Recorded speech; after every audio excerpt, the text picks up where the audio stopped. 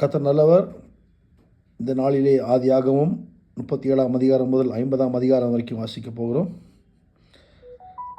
ஒரு நிமிஷம் ஜெபிக்கலாம். நல்ல தகப்பனே, நல்ல விலைக்காக ஸ்தோத்திரம். எங்கள் வாயின் வார்த்தைகள் எங்கள் இருதயத்தின் தியானம் எல்லாம் நம்முடைய பார்வையில் பெரியதாக இருப்பதாக. வாசிக்கிற வசனங்களை அவரே நல்லபடியாக வாசிக்க கர்த்தர் கிருபை தருவீராக. வசனம் எங்கள் இருதயத்தில் ஆண்டவரே நல்ல நிலத்தில் விதைக்கப்பட்ட விதையாய் மாறுவதாக. அது 30, 60, 100 கனி கொடுத்து எங்கள் மனத்திலிருந்து அந்த வசனம் பிசாசானவன் பொறுக்கி போடாதபடிக்கு அது உள்ளே தங்கி நிலைத்து கனி கொடுக்கத்தக்கது வண்ணமாய் ஆசிர்வதித்து தருவீராக. எங்களோடு இருங்க, பெரிய காரியங்களை செய்யுங்க. எங்களுடைய அதிசயங்களை பார்க்கறதுக்கு எங்கள் கண்களை திறந்து தருவீர்கள். இயேசுவின் நாமத்தில் ஜெபிக்கிறோம் நல்ல பிதாவே. ஆமேன், ஆமேன், ஆமேன். 37ஆம் அதிகாரம். யாக்கோபு தன் தகப்பன் தங்கியிருந்த கானான் தேசத்திலே குடியிருந்தான். யாக்கோபுடைய சந்ததியின் வரலாறு. யோசேப்பு 17 வயதிலே தன் சகோதரனுடனே ஆடுகளை மேய்த்து கொண்டிருந்தான். அந்த இளைஞன் பில்காள் சில்பாள் என்னும் தன் தகப்பனுடைய மறுமனையாட்டிகளின் குமாரரோடு இருந்து அவர்களுடைய துன்மார்க்கத்தை தன் தகப்பனுக்கு சொல்லி வருவான். இஸ்ரவேலின் முதிர் வயதிலே யோசேப்பு தனக்கு பிறந்ததினால் இஸ்ரவேல் தன் குமாரர் எல்லாரிலும் அவனை அதிகமாய் நேசித்து அவனுக்கு பல வர்ணமான அங்கியை செய்வித்தான். அவனுடைய சகோதரர் எல்லாரிலும் அவனை தங்கள் தகப்பன் அதிகமாய் நேசிக்கிறதை அவன் சகோதரர் கண்டபோது அவனோடு பட்சமாய் பேசாமல் அவனை பகைத்தார்கள். யோசேப்பு ஒரு சொப்பனம் கண்டு அதை தன் சகோதரருக்கு அறிவித்தான். அது நிமித்தம் அவனை இன்னும் அதிகமாய் பகைத்தார்கள். அவர் அவர்களை நோக்கி, நான் கண்ட சொப்பனத்தை கேளுங்கள். நாம் வயலில் அறுத்து அரிகளை கட்டி கொண்டிருந்தோம். அப்பொழுது என்னுடைய அரிக்கட்டு நிமிர்ந்திருந்தது. உங்கள் அரிக்கட்டுகள் என் அரிக்கட்டை சுற்றி வணங்கி நின்று என்றான்.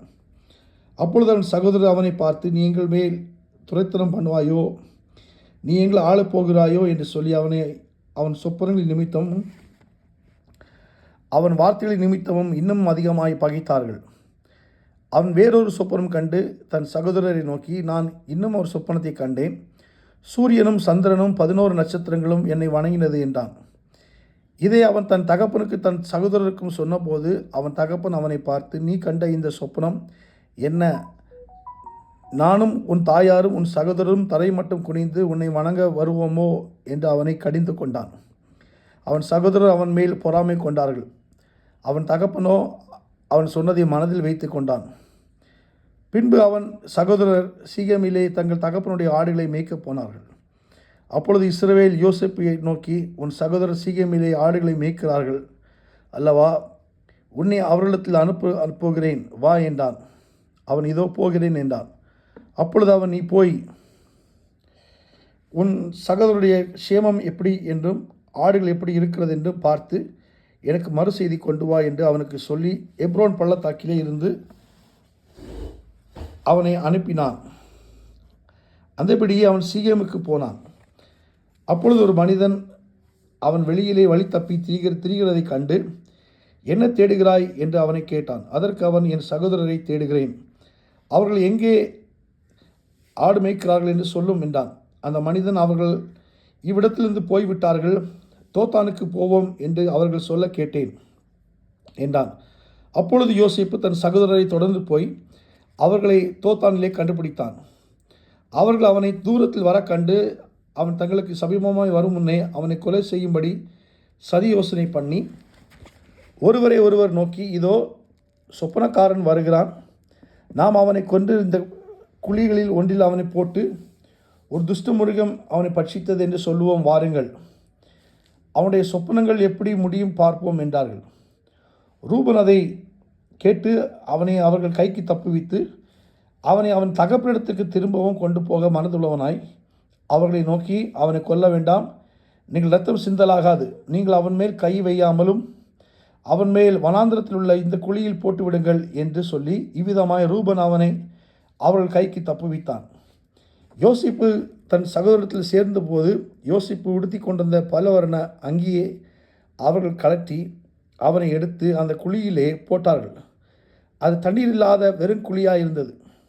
பின்பு அவர்கள் போஜனம் செய்யும்படி உட்கார்ந்தார்கள். அவர்கள் தங்கள் கண்களை ஏறெடுக்கும் போது இதோ கீலேயாத்திலிருந்து வருகிற இஸ்மவேலுடைய கூட்டத்தை கண்டார்கள்.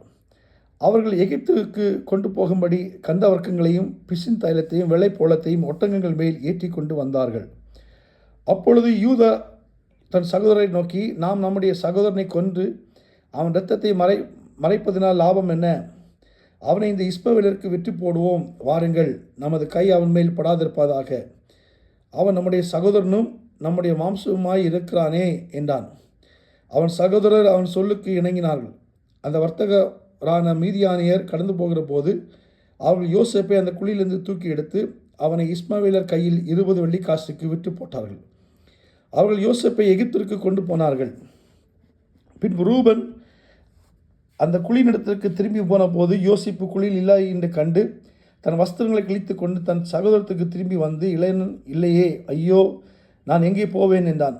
அவர்கள் யோசிப்பின் அங்கியை எடுத்து ஒரு வெள்ளாட்டு கடாவை அடித்து அந்த அங்கியை இரத்தத்திலே தோய்த்து பல வர்ணமான அந்த அங்கியை தங்கள் தகப்பனத்துக்கு அனுப்பி, இதை நாங்கள் கண்டெடுத்தோம், இது உம்முடைய குமாரன் அங்கியா அல்லவா, பாரும் என்று சொன்னார்கள்.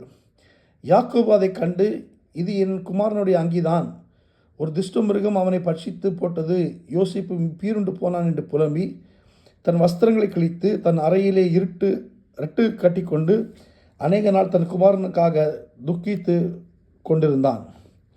அவனுடைய குமாரர் குமார்த்திகள் எல்லாரும் அவனுக்கு ஆறுதல் சொல்ல வந்து நின்றார்கள். ஆனாலும் அவன் ஆறுதலுக்கு இடம் கொடாமல், நான் துக்கத்தோடு என் குமாரனிடத்தில் பாதாளத்தில் இறங்குவேன் என்றான். இவ்விதமாய் அவனுடைய தகப்பன் அவனுக்காக அழுது கொண்டிருந்தான். அந்த மீதியானியர் யோசேப்பை எகிப்திலே பார்வோனின் பிரதானியும் தலையாரிகளுக்கு அதிபதியுமாகிய போத்திபார் என்பவனிடத்தில் விட்டார்கள். 38ஆம் அதிகாரம். அக்காலத்தில் யூதா தன் சகோதரரை விட்டு அத்துலாம் ஊரானாகிய ஈரா என்னும் ஒரு மனிதத்தில் போய் சேர்ந்தான். அங்கே யூதா சூவா என்னும் பேருள்ள ஒரு கானானியனுடைய குமார்த்தியை கண்டு அவளை விவாகம் பண்ணி அவளோடு சேர்ந்தான். அவள் கர்ப்பவதியாகி ஒரு குமாரனை பெற்றாள். அவனுக்கு ஏர் என்று பெயரிட்டான். அவள் மறுபடியும் கர்ப்பவதியாகி ஒரு குமாரனை பெற்று அவனுக்கு ஓனான் என்று பெயரிட்டாள். அவள் மறுபடியும் கர்ப்பவதியாகி ஒரு குமாரனை பெற்று அவனுக்கு சேலா என்று பெயரிட்டாள். அவள் இவனை பெறுகிற போது அவன் கெசிபியிலே இருந்தான். யூதா தன் மூத்த மகனாகிய ஏர் என்பவனுக்கு தாமார் என்னும் பேருள்ள ஒரு பெண்ணை கொண்டான். யூதாவின் மூத்த மகனாகிய ஏர் என்பவன் கர்த்தரின் பார்வைக்கு பொல்லாதவனாய் இருந்ததினால் கர்த்தர் அவனை அழித்து போட்டார். அப்பொழுது யூதா ஓனானை நோக்கி, நீ உன் தமையன் மனைவியை சேர்த்து அவளை மைத்துன சுதந்திரமாய் படைத்து உன் தமையனுக்கு சந்ததியை உண்டாக்கு என்றான். அந்த சந்ததி தன் சந்ததியாய் இராதென்று ஓனான் அறிந்தபடியினாலே அவன் தன் தமையனுடைய மனைவியை சேரும்போது தன் தமையனுக்கு சந்ததி உண்டாகாதபடிக்கு தன் வித்தை தரையிலே விட்டு கெடுத்தான். அவன் செய்தது கர்த்தரின் பார்வைக்கு பொல்லாததாய் இருந்ததினால் அவனையும் அவர் அழித்து போட்டார். அப்பொழுது யூதா தன் குமாரனாகிய சேலாவும் அவன் சகோதரர் செத்தது போல சாவான் என்று அஞ்சி தன் மருமகளாகிய தாமாரை நோக்கி, என் குமாரனாகிய சேலா பெரியவனாகும் மட்டும் நீ உன் தகப்பன் வீட்டில் கைம்பெண்ணாய் தங்கியிரு என்று சொன்னான். அந்தபடி தாமார் போய் தன் தகப்பன் வீட்டிலே தங்கியிருந்தாள்.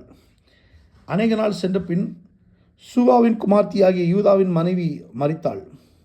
யூதாவினுடைய துக்கம் ஆறின பின் அவன் அத்துலாம் ஊரானாகிய தன் சிநேகிதன் ஈராவுடன் திம்னாவிலே தன் ஆடுகளை மயிர் கத்திரிக்கிறவர்களிடத்திற்கு போனான். அப்பொழுது உன் மாமனார் தம்முடைய ஆடுகளை மயிர் கத்திரிக்க திம்னாவுக்கு போகிறார் என்று தாமாருக்கு அறிவிக்கப்பட்டது.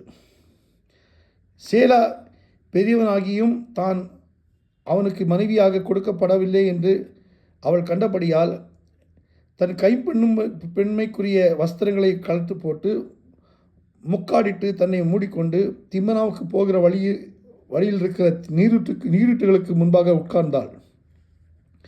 யூதா அவளை கண்டு அவள் தன் முகத்தை மூடியிருந்தபடியால் அவள் ஒரு வேசி என்று நினைத்து அந்த வழியாய் அவளிடத்தில் போய் அவள் தன் மருமகள் என்று அறியாமல், நான் உன்னிடத்தில் சேரும்படி வருவாயா என்றான்.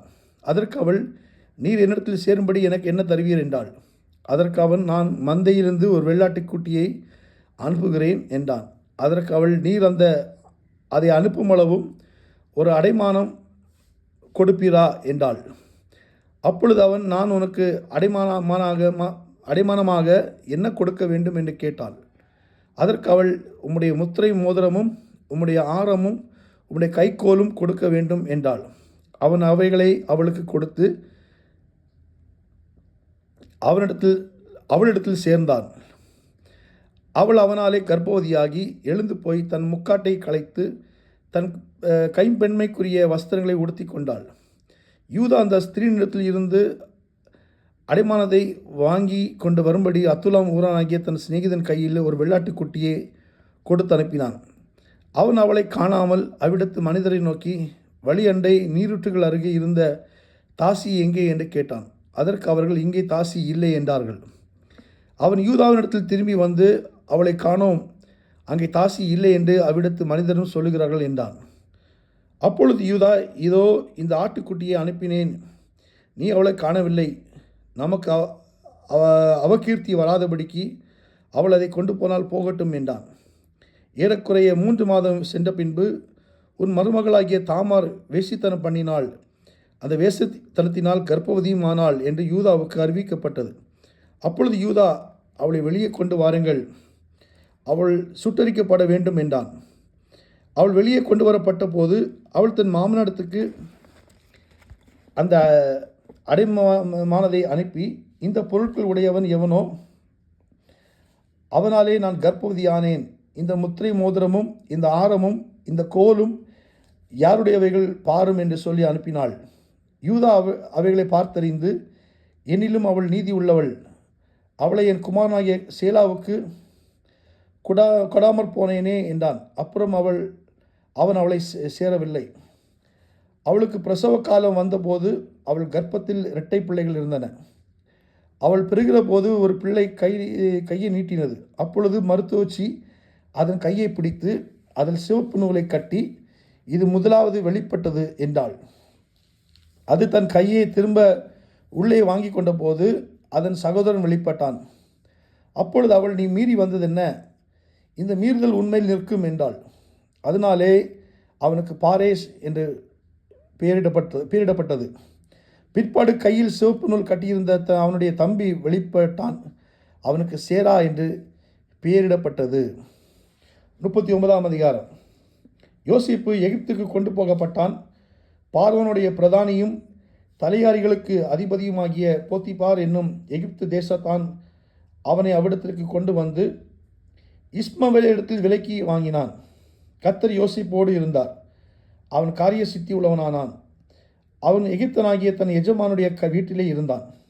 கர்த்தர் அவனோடு இருக்கிறார் என்று, அவன் செய்கிற யாவையும் கர்த்தர் வாய்க்க பண்ணுகிறார் என்று அவன் எஜமான் கண்டு யோசேப்பினிடத்தில் தயவு வைத்து அவனை தனக்கு ஊழியக்காரனும் தன் வீட்டுக்கு விசாரணைக்காரனுமாக்கி தனக்குண்டான யாவற்றையும் அவன் கையில் ஒப்புவித்தான்.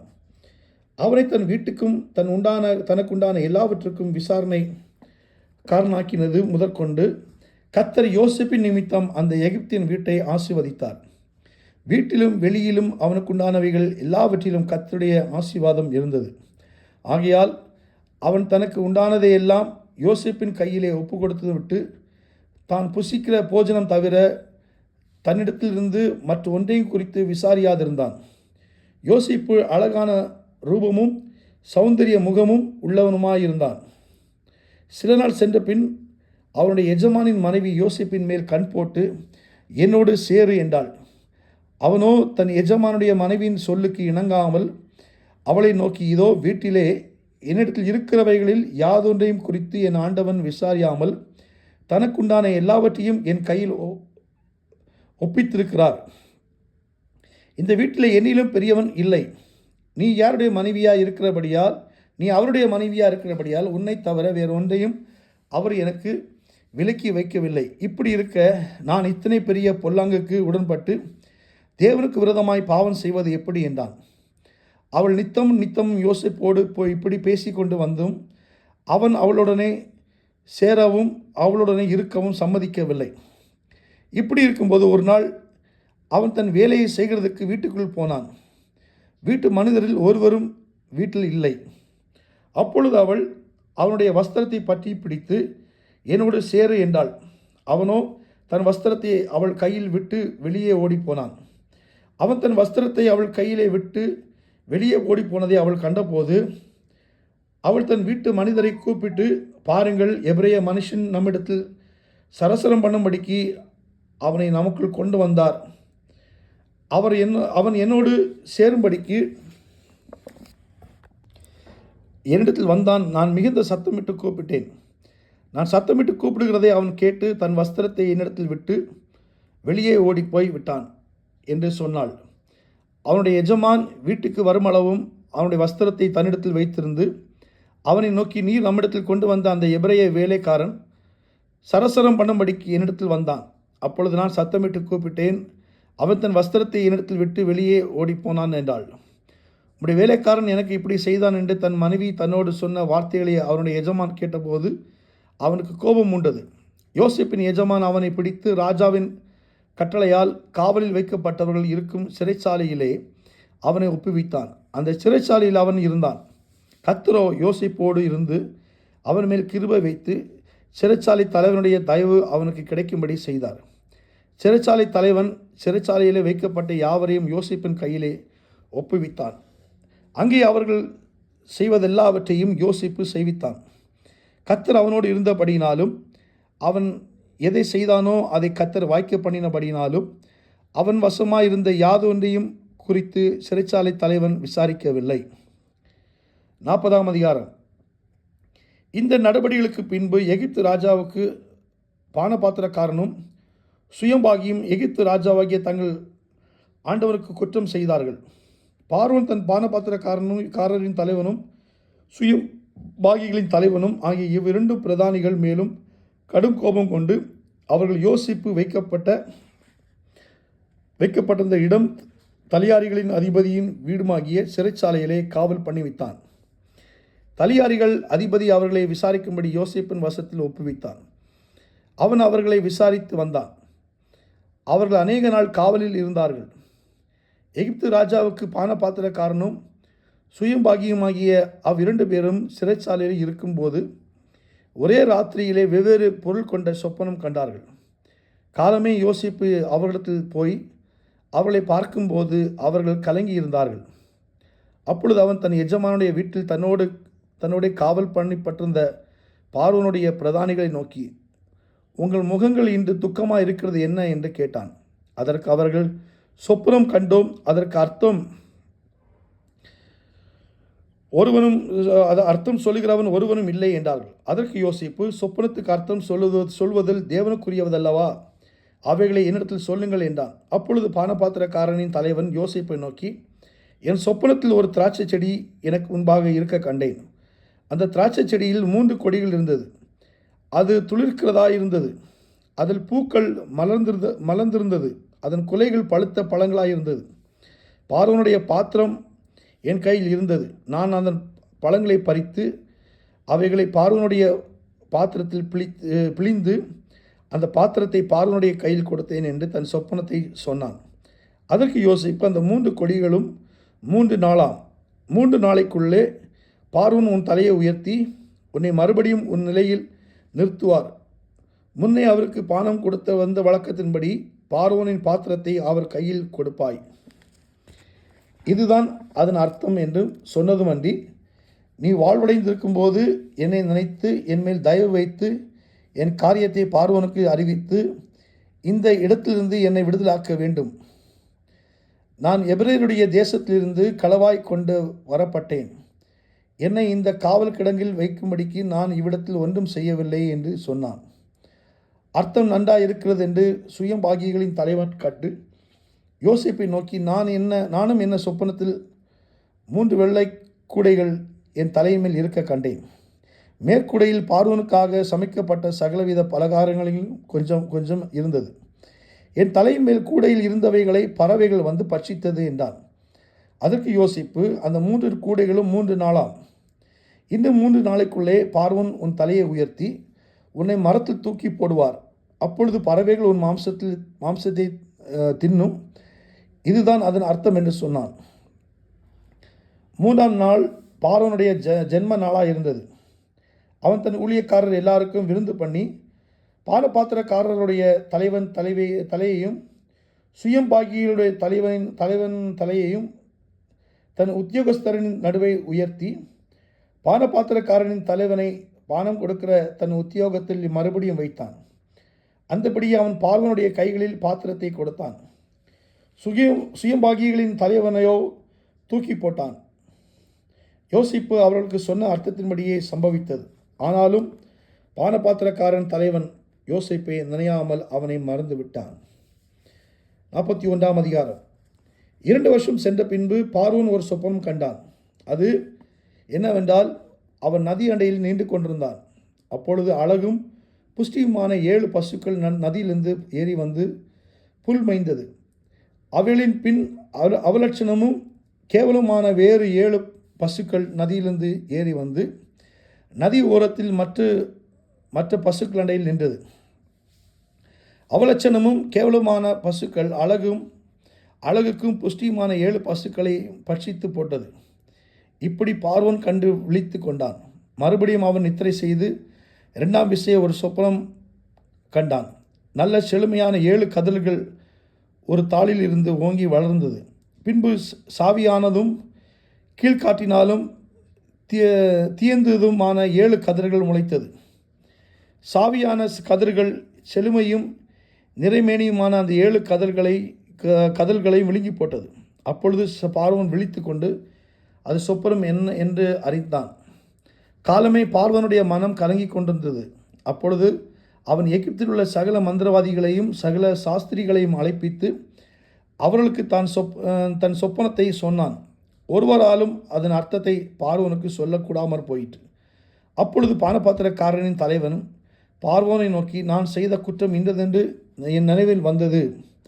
பார்வோன் தம்முடைய ஊழியக்காரர் மேல் கடும் கோபம் கொண்டு என்னையும் சுயம்பாகிகளின் தலைவனையும் தலையாரிகளின் அதிபதி வீடாகிய சிறைச்சாலையிலே வைத்திருந்த காலத்தில் நானும் அவனும் ஒரு ராத்திரியிலே வெவ்வேறு பொருள் கொண்ட சொப்பனம் கண்டோம்.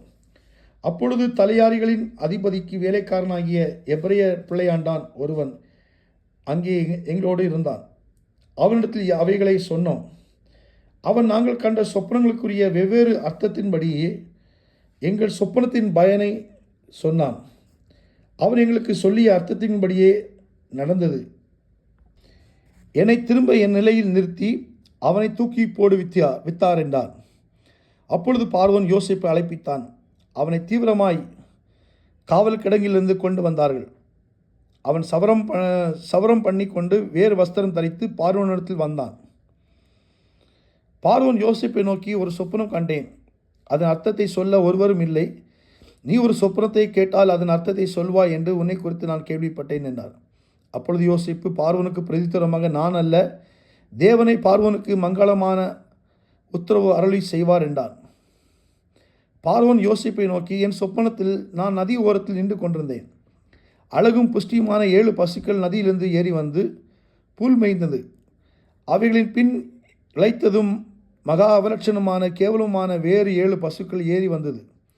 இவைகளைப் போல அவலட்சணமான பசுக்களை எகிப்து தேசம் எங்கும் நான் கண்டதில்லை. கேவலமும் அவலட்சணமான பசுக்கள் கொழுமையான முந்தின 7 பசுக்களை பட்சித்து போட்டது. இவைகளின் வயிற்றுக்குள் போயிட்டென்று தோன்றாமல் முன் இருந்தது போலவே அவலட்சணமாய் இருந்தது. இப்படி கண்டு விழித்து கொண்டேன். பின் நான் என் சொப்பனத்திலே நிறைமேனியுள்ள 7 நல்ல கதல்கள் ஒரே தாளில் இருந்தது ஓங்கி வளர கண்டேன்.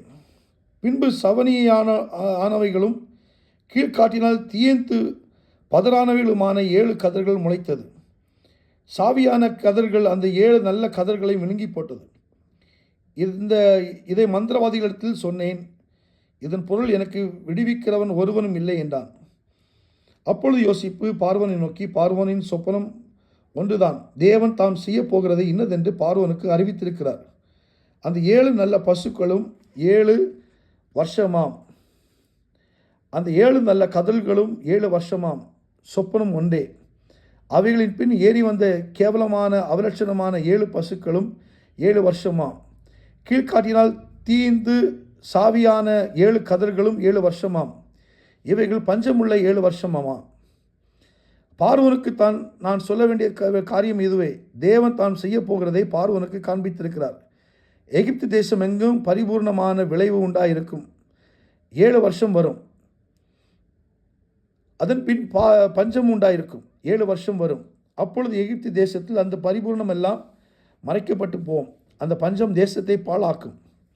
வரப்போகிற மகா கொடுமையான பஞ்சத்தால் தேசத்தில் முன்னிருந்த பரிபூர்ணம் எல்லாம் ஒளிந்து போகும்.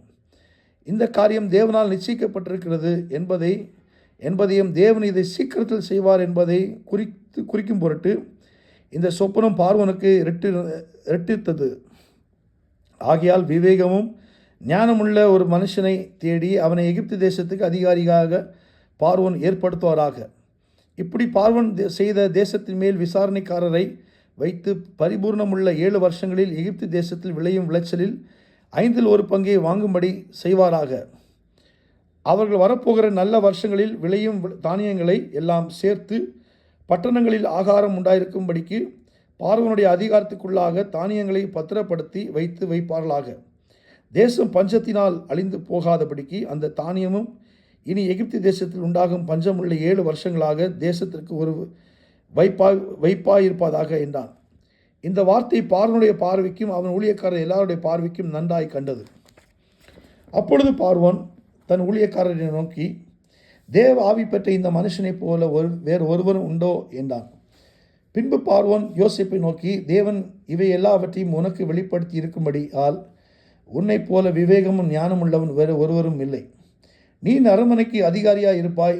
உன் வாக்கின்படி என் ஜனங்கள் எல்லாரும் அடங்கி நடக்க கடவார்கள். சிங்காசனத்தில் மாத்திரம் உன்னிலும் நான் பெரியவனாய் இருப்பேன் என்றான். பின்னும் பார்வோன் யோசேப்பை நோக்கி, பார், எகிப்து தேசம் முழுமைக்கும் உன்னை அதிகாரியாக்கினேன் என்று சொல்லி பார்வோன் தன் கையில் போட்டிருந்த தன் முத்திரையும் மோதிரத்தை கழட்டி அதை யோசேப்பின் கையிலே போட்டு மெல்லிய வஸ்திரங்களை அவனுக்கு உடுத்தி பொன் சரப்பணியை அவன் களத்திலே தரித்து தன்னுடைய 2ஆம் ரதத்தின் மேல் அவனை ஏற்றி தெண்டனிட்டு பணியுங்கள் என்று அவனுக்கு முன்பாக கூறுவித்து எகிப்து தேசம் முழுமைக்கும் அவனை அதிகாரியாக்கினான். பின்னும் பார்வோன் யோசேப்பை நோக்கி, நான் பார்வோன், ஆனாலும் எகிப்து தேசத்தில் உள்ளவர்களில் ஒருவனும் உன் உத்தரவில்லாமல் தன் கையையாவது தன் காலையாவது அசைக்கக்கூடாது என்றான். மேலும் பார்வோன் யோசேப்புக்கு சப்நாத் பனையா என்கிற பெயரை விட்டு ஓன் பட்டணத்து ஆசாரியனாகிய போத்திப்ராவின் குமார்த்தியாகிய அஸ்னாத் அவனுக்கு மனைவியாக கொடுத்தான். யோசேப்பு எகிப்து தேசத்தை சுற்றி பார்க்கும்படி புறப்பட்டான். யோசேப்பு எகிப்து ராஜாவாகிய பார்வோனுக்கு முன்பாக நிற்கும்போது 30 வயதாக இருந்தான். யோசேப்பு பார்வோனுடைய சந்நிதியிலிருந்து புறப்பட்டு எகிப்து தேசம் எங்கும் போய் சுற்றி பார்த்தான். பரிபூர்ணமுள்ள 7 வருஷங்களிலும் பூமி மிகுதியான பலனை கொடுத்தது. 7 வருஷங்களில் எகிப்து தேசத்தில் விளைந்த தானியங்கள் எல்லாம் அவன் சேர்த்து அந்த தானியங்களை பட்டணங்களில் கட்டி வைத்தான். அந்தந்த பட்டணத்தில் அதன் சுற்றுப்புறத்து தானியங்களை கட்டி வைத்தான். இப்படி யோசிப்பு அளவிருந்ததாய் கடற்கரை மணலைப் போல மிகுதியாக தானியத்தை சேர்த்து வைத்தான். அது அளவுக்கு அடங்காததாக இருந்தது. பஞ்சமுள்ள வருஷங்கள் வருவதற்கு முன்னே யோசிப்புக்கு 2 குமாரர் பிறந்தார்கள். அவர்கள் ஓன் பட்டணத்து ஆசாரியனாகிய போத்திப்ராவின் குமார்த்தியாகிய அஸ்னாத் அவனுக்கு பெற்றாள். யோசிப்பு, என் வருத்தம் யாவையும் என் தகப்பனுடைய குடும்பம் அனைத்தையும் நான் மறக்கும்படி தேவன் பண்ணினார் என்று சொல்லி மூத்தவனுக்கு மனாசே என்று பெயரிட்டான். நான் சிறுமைப்பட்டிருந்த தேசத்தில் தேவன் என்னை பலுக பண்ணினார் என்று சொல்லி இளையவனுக்கு எப்ராயிம் என்று பெயரிட்டான். எகிப்து தேசத்தில் வந்த பரிபூர்ணம் உள்ள முழு வருஷங்களும் முடிந்த பின் யோசிப்பு சொல்லியபடியே 7 வருஷம் பஞ்சம் ஒன்று தொடங்கினது. சகல தேசங்களிலும் பஞ்சம் உண்டாயிற்று. ஆனாலும் எகிப்து தேசம் எங்கும் ஆகாரம் இருந்தது. எகிப்து தேசம் எங்கும் பஞ்சம் உண்டான போது ஜனங்கள் உணவுக்காக பார்வோனை நோக்கி ஓலமிட்டார்கள். அதற்கு பார்வோன், நீங்கள் யோசேப்பினிடத்துக்கு போய் அவன் உங்களுக்கு சொல்லுகிறபடி செய்யுங்கள் என்று எகிப்தர் எல்லாருக்கும் சொன்னான். தேசமெங்கும் பஞ்சம் உண்டானபடியால் யோசேப்பு களஞ்சியங்களை எல்லாம் திறந்து எகிப்திற்கு விற்றான். பஞ்சம் எகிப்து தேசத்தில் வர வர கொடியதாயிற்று. சகல தேசங்களிலும் பஞ்சம் கொடியதாக இருந்தபடியால் சகல தேசத்தார்களும் யோசேப்பிடத்தில் தானியமும் கொள்ளும்படி எகிப்துக்கு வந்தார்கள். 42ஆம் அதிகாரம். எகிப்திலே தானியம் உண்டென்று யாக்கோபு அறிந்து தன் குமாரரை நோக்கி, நீங்கள் ஒருவர் முகத்தை ஒருவர் பார்த்து கொண்டிருக்கிறது என்ன? எகிப்தில் தானியம் உண்டென்று கேள்விப்படுகிறேன். நாம் சாகாமல் உயிரோடு இருக்கும்படி நீங்கள் அவ்விடத்துக்கு போய் நமக்காக தானியம் கொள்ளுங்கள் என்றான். யோசேப்பின் சகோதரர் 10 பேர் தானியம் கொள்ள எகிப்துக்கு போனார்கள். யோசேப்பின் தம்பியாகிய பென்யமீனுக்கு ஏதோ மோசம் வரும் என்று சொல்லி யாக்கோபு அவனை அவன் சகோதரரோடு அனுப்பவில்லை. கானான் தேசத்தில் பஞ்சம் உண்டாயிருந்தபடியால் தானியம் கொள்ளப் போகிறவர்களோடு கூட இஸ்ரவேலின் குமாரரும் போனார்கள். யோசேப்புக்கு அத்தேசத்துக்கு அதிபதியாயிருந்து தேசத்தின் ஜனங்கள் யாவருக்கும் விட்டான். யோசேப்பின் சகோதரர் வந்து முகங்குப்புற தரையில் விழுந்து அவனை வணங்கினார்கள். யோசேப்பு அவர்களை பார்த்து தன் சகோதரர் என்று அறிந்து கொண்டான். அறிந்தும் அறியாதவன் போல கடினமாய் அவர்களோடு பேசி, நீங்கள் எங்கிருந்து வந்தீர்கள் என்று கேட்டான். அதற்கு அவர்கள், கானான் தேசத்திலிருந்து தானியம் கொள்ள வந்தோம் என்றார்கள். யோசேப்பு அவர்களை தன் சகோதரர் என்று அறிந்தும் அவர்கள் அவனை அறியவில்லை. யோசேப்பு அவர்களை குறித்து தான் கண்ட சொப்பனங்களை நினைத்தது. அவர்களை நோக்கி, நீங்கள் வேவுக்காரர், தேசம் எங்கே திறந்து கிடக்கிறது என்று பார்க்க வந்தீர்கள் என்றான். அதற்கு அவர்கள், அப்படியல்ல ஆண்டவனே, உமது அடியாராகிய நாங்கள் தானியம் கொள்ள வந்தோம். நாங்கள் எல்லாரும் ஒரு தகப்பனுடைய பிள்ளைகள். நாங்கள் நிஜஸ்தர், உமது அடியார் வேவுக்காரர் அல்ல என்றார்கள். அதற்கு அவன், அப்படியல்ல, தேசம் எங்கே திறந்து கிடக்கிறது என்று பார்க்கவே வந்தீர்கள் என்றான். அப்பொழுது அவர்கள், உமது அடியாராகிய நாங்கள் 12 சகோதரர், கானான் தேசத்தில் இருக்கிற ஒரு தகப்பன் புத்திரர். இளையவன் இப்பொழுது எங்கள் தகப்பனிடத்தில் இருக்கிறான், ஒருவன் காணாமற் போனான் என்றார்கள். யோசேப்பு அவர்களை நோக்கி, உங்களை வேவுக்காரர் என்று நான் சொன்னது சரி. உங்கள் இளைய சகோதரன் இங்கே வந்தால் ஒழிய நீங்கள் இங்கிருந்து புறப்படுவது இல்லை என்று பார்வோனின் ஜீவனை கொண்டு ஆணையிட்டு சொல்லுகிறேன். இதனாலே நீங்கள் சோதிக்கப்படுவீர்கள். உங்கள் சகோதரனை அழைத்து வரும்படி உங்களில் ஒருவனை அனுப்புங்கள். உங்களிடத்தில் உண்மை உண்டோ இல்லையோ என்று உங்கள் வார்த்தைகளை சோதிக்கப்படுமளவும் நீங்கள் காவலில் இருக்க வேண்டும். இல்லாவிட்டால் நீங்கள் வேவுக்காரர் தான் என்று பார்வோனின் ஜீவனை கொண்டு ஆணையிட்டு சொல்லுகிறேன் என்று சொல்லி அவர்கள் எல்லாரையும் 3 நாள் காவலில் வைத்தான். 3ஆம் நாளில் யோசேப்பு அவர்களை நோக்கி, நான் தேவனுக்கு பயப்படுகிறவன். நீங்கள் உயிரோடு இருக்கும்படிக்கு ஒன்று செய்யுங்கள். நீங்கள் நிஜஸ்தரானால் சகோதரராகிய உங்களில் ஒருவன் காவற்கூடத்தில் இருக்கட்டும். மற்றவர்கள் புறப்பட்டு பஞ்சத்தினால் வருந்துகிற உங்கள் குடும்பத்துக்கு தானியம் கொண்டு போய் கொடுத்து உங்கள் இளைய சகோதரனை என்னிடத்திற்கு அழைத்து கொண்டு வாருங்கள். அப்பொழுது உங்கள் வார்த்தைகள் மெய் என்று விளங்கும், நீங்கள் சாவதில்லை என்றான்.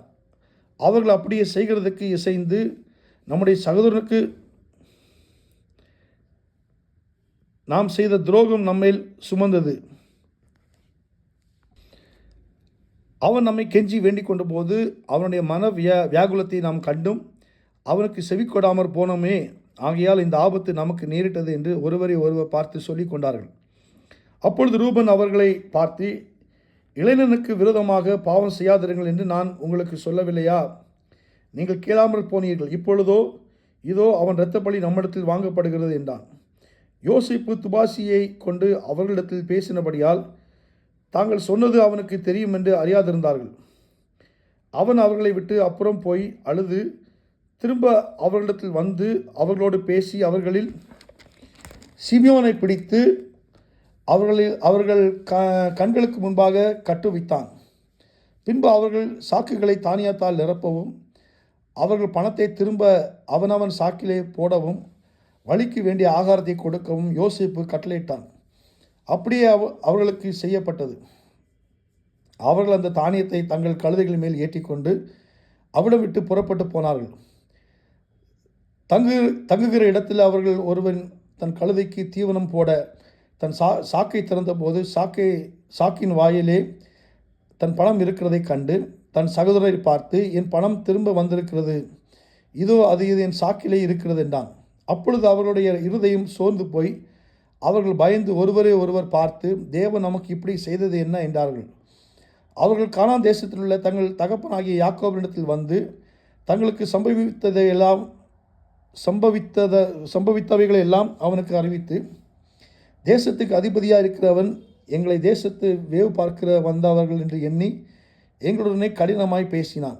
நாங்களோ அவனை நோக்கி, நாங்கள் நிஜஸ்தர், வேவுக்காரர் அல்ல. நாங்கள் 12 சகோதரர், ஒரு தகப்பன் புத்திரர். ஒருவன் காணாமற் போனான், இளையவன் இப்பொழுதோ கானான் தேசத்தில் எங்கள் தகப்பனிடத்தில் இருக்கிறான் என்றோம். அப்பொழுது தேசத்தின் அதிபதியானவன், நீங்கள் நிஜஸ்தர் என்பதை நான் அறியும்படி உங்கள் சகோதரில் ஒருவனை நீங்கள் என்னிடத்தில் விட்டு பஞ்சத்தினால் வருந்துகிற உங்கள் குடும்பத்துக்கு தானியம் வாங்கி கொண்டு போய் கொடுத்து உங்கள் இளைய சகோதரனை என்னிடத்தில் அழைத்து கொண்டு வாருங்கள். அதனாலே நீங்கள் வேவுக்காரர் அல்ல, நிஜஸ்தர் என்பதை நான் அறிந்து கொண்டு உங்கள் சகோதரனை விடுதலை செய்வேன். நீங்கள் இந்த தேசத்திலே வியாபாரமும் பண்ணலாம் என்றான் என்று சொன்னார்கள். அவர்கள் தங்கள் சாக்குகளில் உள்ள தானியத்தை கொட்டுகையில், இதோ அவனவன் சாக்கிலே அவனவன் பணம் முடிப்பு இருந்தது. அந்த பண முடிப்புகளை அவர்களும் அவர்கள் தகப்பனும் கண்டு பயந்தார்கள். அவர்கள் தகப்பனாகிய யாக்கோபு அவர்களை நோக்கி, என்னை பிள்ளையற்றவனாக்குகிறீர்கள். யோசேப்பும் இல்லை, சிமியோனும் இல்லை, பென்யமீனும் கொண்டு போக பார்க்கிறீர்கள். இதெல்லாம் எனக்கு விரோதமாய் நேரிடுகிறது என்றான். அப்பொழுது ரூபன் தன் தகப்பனை பார்த்து, அவனை என் கையில் ஒப்புவியும், நான் அவனை திரும்ப உம்மிடத்தில் கொண்டு வருவேன். அவனை கொண்டு வராவிட்டால் என் 2 குமாரரையும் கொன்று போடும் என்று சொன்னான். அதற்கு அவன், என் மகன் உங்களோடு கூட போவதில்லை. அவன் தமையன் இறந்து போனான், இவன் ஒருவன் மீதியாக இருக்கிறான். நீங்கள் போகும் வழியில் இவனுக்கு மோசம் நேரிட்டால் நீங்கள் என் நரமயிரை சஞ்சலத்தோடு பாதாளத்தில் இறங்க பண்ணுவீர்கள் என்றான். 43ஆம் அதிகாரம். தேசத்தில் பஞ்சம் கொடிதாய் இருந்தது. எகிப்திலிருந்து அவர்கள் கொண்டு வந்த தானியமும் செலவழித்த போது அவர்கள் தகப்பன் அவர்களை நோக்கி, நீங்கள் திரும்ப போய் நமக்கு கொஞ்சம் தானியம் வாங்கி கொண்டு வாருங்கள் என்றான். அதற்கு யூதா, உங்கள் சகோதரன் உங்களோடு கூட வராவிட்டால் நீங்கள் என் முகத்தை காண்பதில்லை என்று அந்த மனிதன் எங்களுக்கு சத்தியமாய் சொன்னான். எங்கள் சகோதரனை நீர் எங்களோடு கூட அனுப்பினால் நாங்கள் போய் உமக்கு தானியம் வாங்கி கொண்டு வருவோம். அனுப்பாவிட்டால் நாங்கள் போக மாட்டோம். உங்கள் சகோதரன் உங்களோடு கூட வராவிட்டால் நீங்கள் என் முகத்தை காண்பதில்லை என்று அந்த மனிதன் எங்களோடு சொல்லியிருக்கிறான் என்றான். அதற்கு இஸ்ரவேல், உங்களுக்கு இன்னும் ஒரு சகோதரன் உண்டு என்று நீங்கள் அந்த மனிதனுக்கு சொல்லி ஏன் எனக்கு இந்த துன்பத்தை வருவித்தீர்கள் என்றான். அதற்கு அவர்கள், அந்த மனிதன், உங்கள் தகப்பன் இன்னும் உயிரோடு இருக்கிறாரா? உங்களுக்கு இன்னும் ஒரு சகோதரன் உண்டா என்று எங்களையும் எங்கள் வம்சத்தையும் குறித்து விபரமாய் விசாரித்தான். அந்த கேள்விகளுக்கு தக்கதாக உள்ளபடி அவனுக்கு சொன்னோம். உங்கள் சகோதரனும் உங்களோடு கூட இங்கே கொண்டு வாருங்கள் என்று அவன் சொல்வான் என்பதை நாங்கள் அறிந்திருந்தோமா என்றார்கள். பின்னும் யூதா தன் தகப்பனாகிய இஸ்ரவேலை நோக்கி, நீரும் நாங்களும் எங்கள் குழந்தைகளும் சாகாமல் உயிரோடு இருக்கும்படி நாங்கள் புறப்பட்டு போகிறோம். பிள்ளையாண்டானை என்னோடு அனுப்பும், அவனுக்காக நான் உத்தரவாதம் பண்ணுவேன். அவனை என்னிடத்திலே கேளும், நான் அவனை உம்மிடத்தில் கொண்டு வந்து உமக்கு முன்பாக நிறுத்தாமற் போனால் என்னாலும் அந்த குற்றம் என்மேல் இருப்பதாக. நாங்கள் தாமதியாதிருந்தோமானால் இதற்குள்ளே 2ஆம் தரம் போய் திரும்பி வந்திருப்போமே என்றான். அதற்கு அவர்கள், என் தகப்பனாகிய இஸ்ரவேல், அப்படியானால் ஒன்று செய்யுங்கள். இந்த தேசத்தின் உச்சிதமான வஸ்துக்களில் கொஞ்சம் பிசிந்தைலமும் கொஞ்சம் தேனும் கந்த வர்க்கங்களும் வெள்ளைப்போளமும் தெரபிந்து கொட்டைகளும் வாதுமை கொட்டைகளும் உங்கள் சாக்குகளில் போட்டு அந்த மனிதனுக்கு காணிக்கையாக கொண்டு போய் கொடுங்கள். பணத்தை இரட்டிப்பாய் உங்கள் கைகளில் கொண்டு போங்கள். சாக்குகளின் வாயிலே திரும்ப கொண்டு வந்த பணத்தை கொண்டு போங்கள். அதுக்கு கைப்பிசகாய் வந்திருக்கும். உங்கள் சகோதரனையும் கூட்டிக் கொண்டு அந்த மனிதனிடத்துக்கு மறுபடியும் போங்கள். அந்த மனிதன் அங்கிருக்கிற உங்கள் மற்ற சகோதரனையும் பென்யமீனையும் உங்களுடனே அனுப்பிவிடும்படிக்கு சர்வ வல்லமையுள்ள தேவன் அவன் சமூகத்தில் உங்களுக்கு இரக்கம் கிடைக்க பண்ணுவாராக. நானோ பிள்ளையற்று போனவனைப் போல இருப்பேன் என்றான். அப்பொழுது அவர்கள் காணிக்கையையும் தங்கள் கைகளில் இரட்டிப்பான பணத்தையும் எடுத்துக்கொண்டு பென்யமீனையும் கூட்டிக் கொண்டு பிரயாணப்பட்டு எகிப்துக்கு போய் யோசேப்பின் சமூகத்தில் வந்து நின்றார்கள். பென்யமீன் அவர்களோடு கூட வந்திருக்கிறதை யோசேப்பு கண்டு தன் வீட்டு விசாரணைக்காரனை நோக்கி, நீ இந்த மனிதரை விட்டு வீட்டுக்கு அழைத்து போய் சாப்பாட்டுக்கு வேண்டியவைகளை அடித்து ஆயத்த பண்ணு. மத்தியானத்தில் இந்த மனிதர் என்னோடு சாப்பிடுவார்கள் என்றான். அவன் தனக்கு யோசேப்பு சொன்னபடியே செய்து அந்த மனிதரை யோசேப்பின் வீட்டுக்கு அழைத்து கொண்டு போனான். தாங்கள் யோசேப்பின் வீட்டுக்கு கொண்டு போகப்படுகிறதை அவர்கள் கண்டு பயந்து, முன்னே நம்முடைய சாக்குகளில் இருந்த பணத்தின் நிமித்தமும் நம்மை குற்றம் சுமத்தி நம்மை பிடித்து சிறைகளாக்கி நம்முடைய கழுதைகளை எடுத்துக்கொள்ளும்படி நம்மை கொண்டு போகிறார்கள் என்று சொல்லி யோசேப்பின் வீட்டு விசாரணைக்காரன் அண்டையில் சேர்ந்து வீட்டு வாசற்படியில் அவனோடு பேசி, ஆண்டவனே, நாங்கள் தானியமும் கொள்ளும்படி முன்னே வந்து போனோமே. நாங்கள் தங்குமிடத்தில் போய் எங்கள் சரக்குகளை திறந்தபோது நாங்கள் நிறுத்து கொடுத்த நிறைவின்படியே அவனவன் பணம் அவனவன் சாக்கின் வாயிலே இருக்க கண்டோம். அதை நாங்கள் திரும்பவும் எங்கள் கையில் கொண்டு வந்திருக்கிறோம்.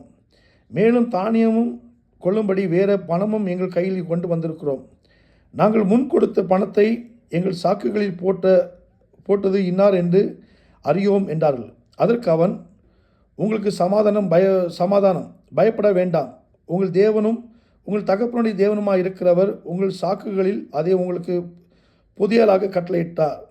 நீங்கள் கொடுத்த பணம் என்னிடத்தில் வந்து சேர்ந்தது என்று சொல்லி சிமியோனை வெளியே அழைத்து வந்து அவர்களிடத்தில் விட்டான். மேலும் அந்த மனிதன் அவர்களை யோசேப்பின் வீட்டுக்குள்ளே கூட்டிக் கொண்டு போய் அவர்கள் தங்கள் கால்களை கழுவும்படி தண்ணீர் கொடுத்து அவர்களுடைய கழுதைகளுக்கு தீவனம் போட்டான். தாங்கள் அங்கே போஜனம் செய்ய போகிறதை அவர்கள் கேள்விப்பட்டபடியால் மத்தியானத்தில் யோசேப்பு வருமளவும் காணிக்கையை ஆயத்தமாக வைத்து காத்து கொண்டிருந்தார்கள். யோசேப்பு வீட்டுக்கு வந்தபோது அவர்கள் தங்கள் கையில் இருந்த காணிக்கையை வீட்டுக்குள் அவனிடத்தில் கொண்டு போய் வைத்து தரை மட்டும் குனிந்து அவனை வணங்கினார்கள்.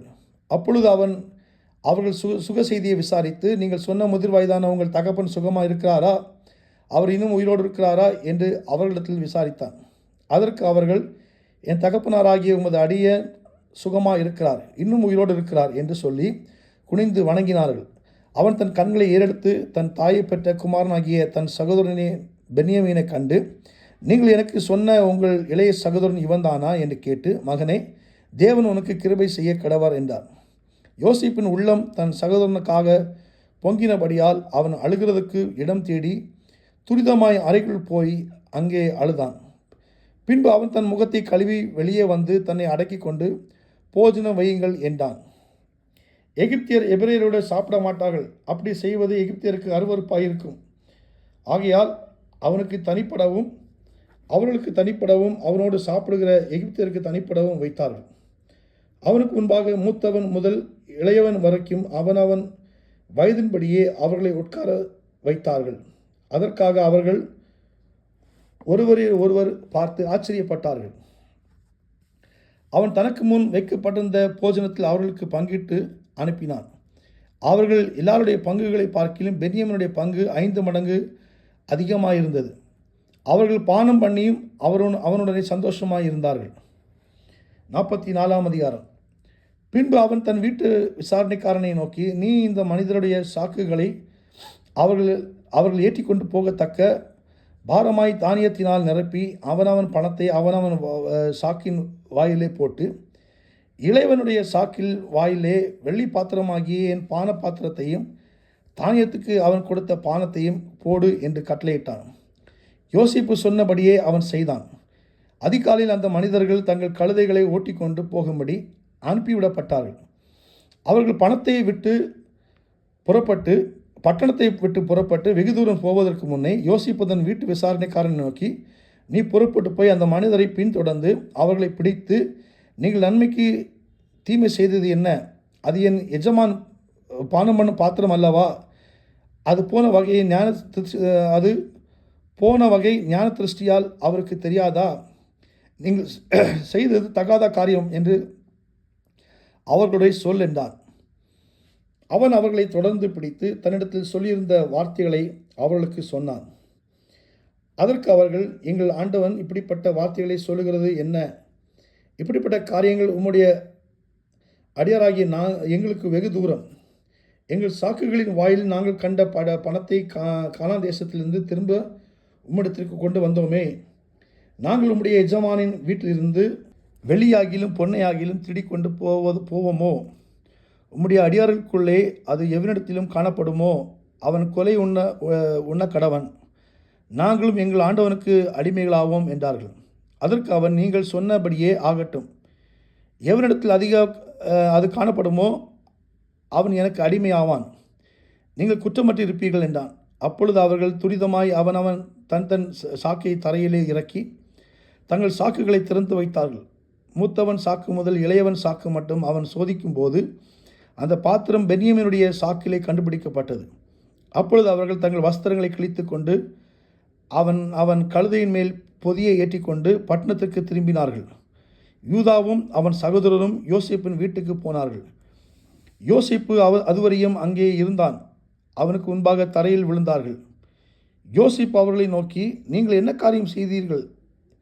என்னை பொல்லாத மனிதனுக்கு ஞான திருஷ்டியினால் காரியம் தெரிய வரும் என்று அறியாமற் போனீர்களா என்றான். அதற்கு யூதா, என் ஆண்டவனாகிய உம்மிடத்தில் நாங்கள் என்ன சொல்வோம்? என்னத்தை பேசுவோம்? எதனாலே எங்கள் நீதியை விளங்க பண்ணுவோம்? உம்முடைய அடியாரின் அக்கிரமத்தை தேவன் விளங்க பண்ணினார்.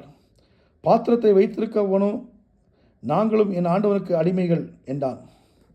அதற்கு அவன், அப்படிப்பட்ட செய்கையை எனக்கு தூரமாக இருப்பதாக. எவன் வசத்தில் பாத்திரம் கண்டுபிடிக்கப்பட்டதோ அவனே எனக்கு அடிமையாக இருப்பான்.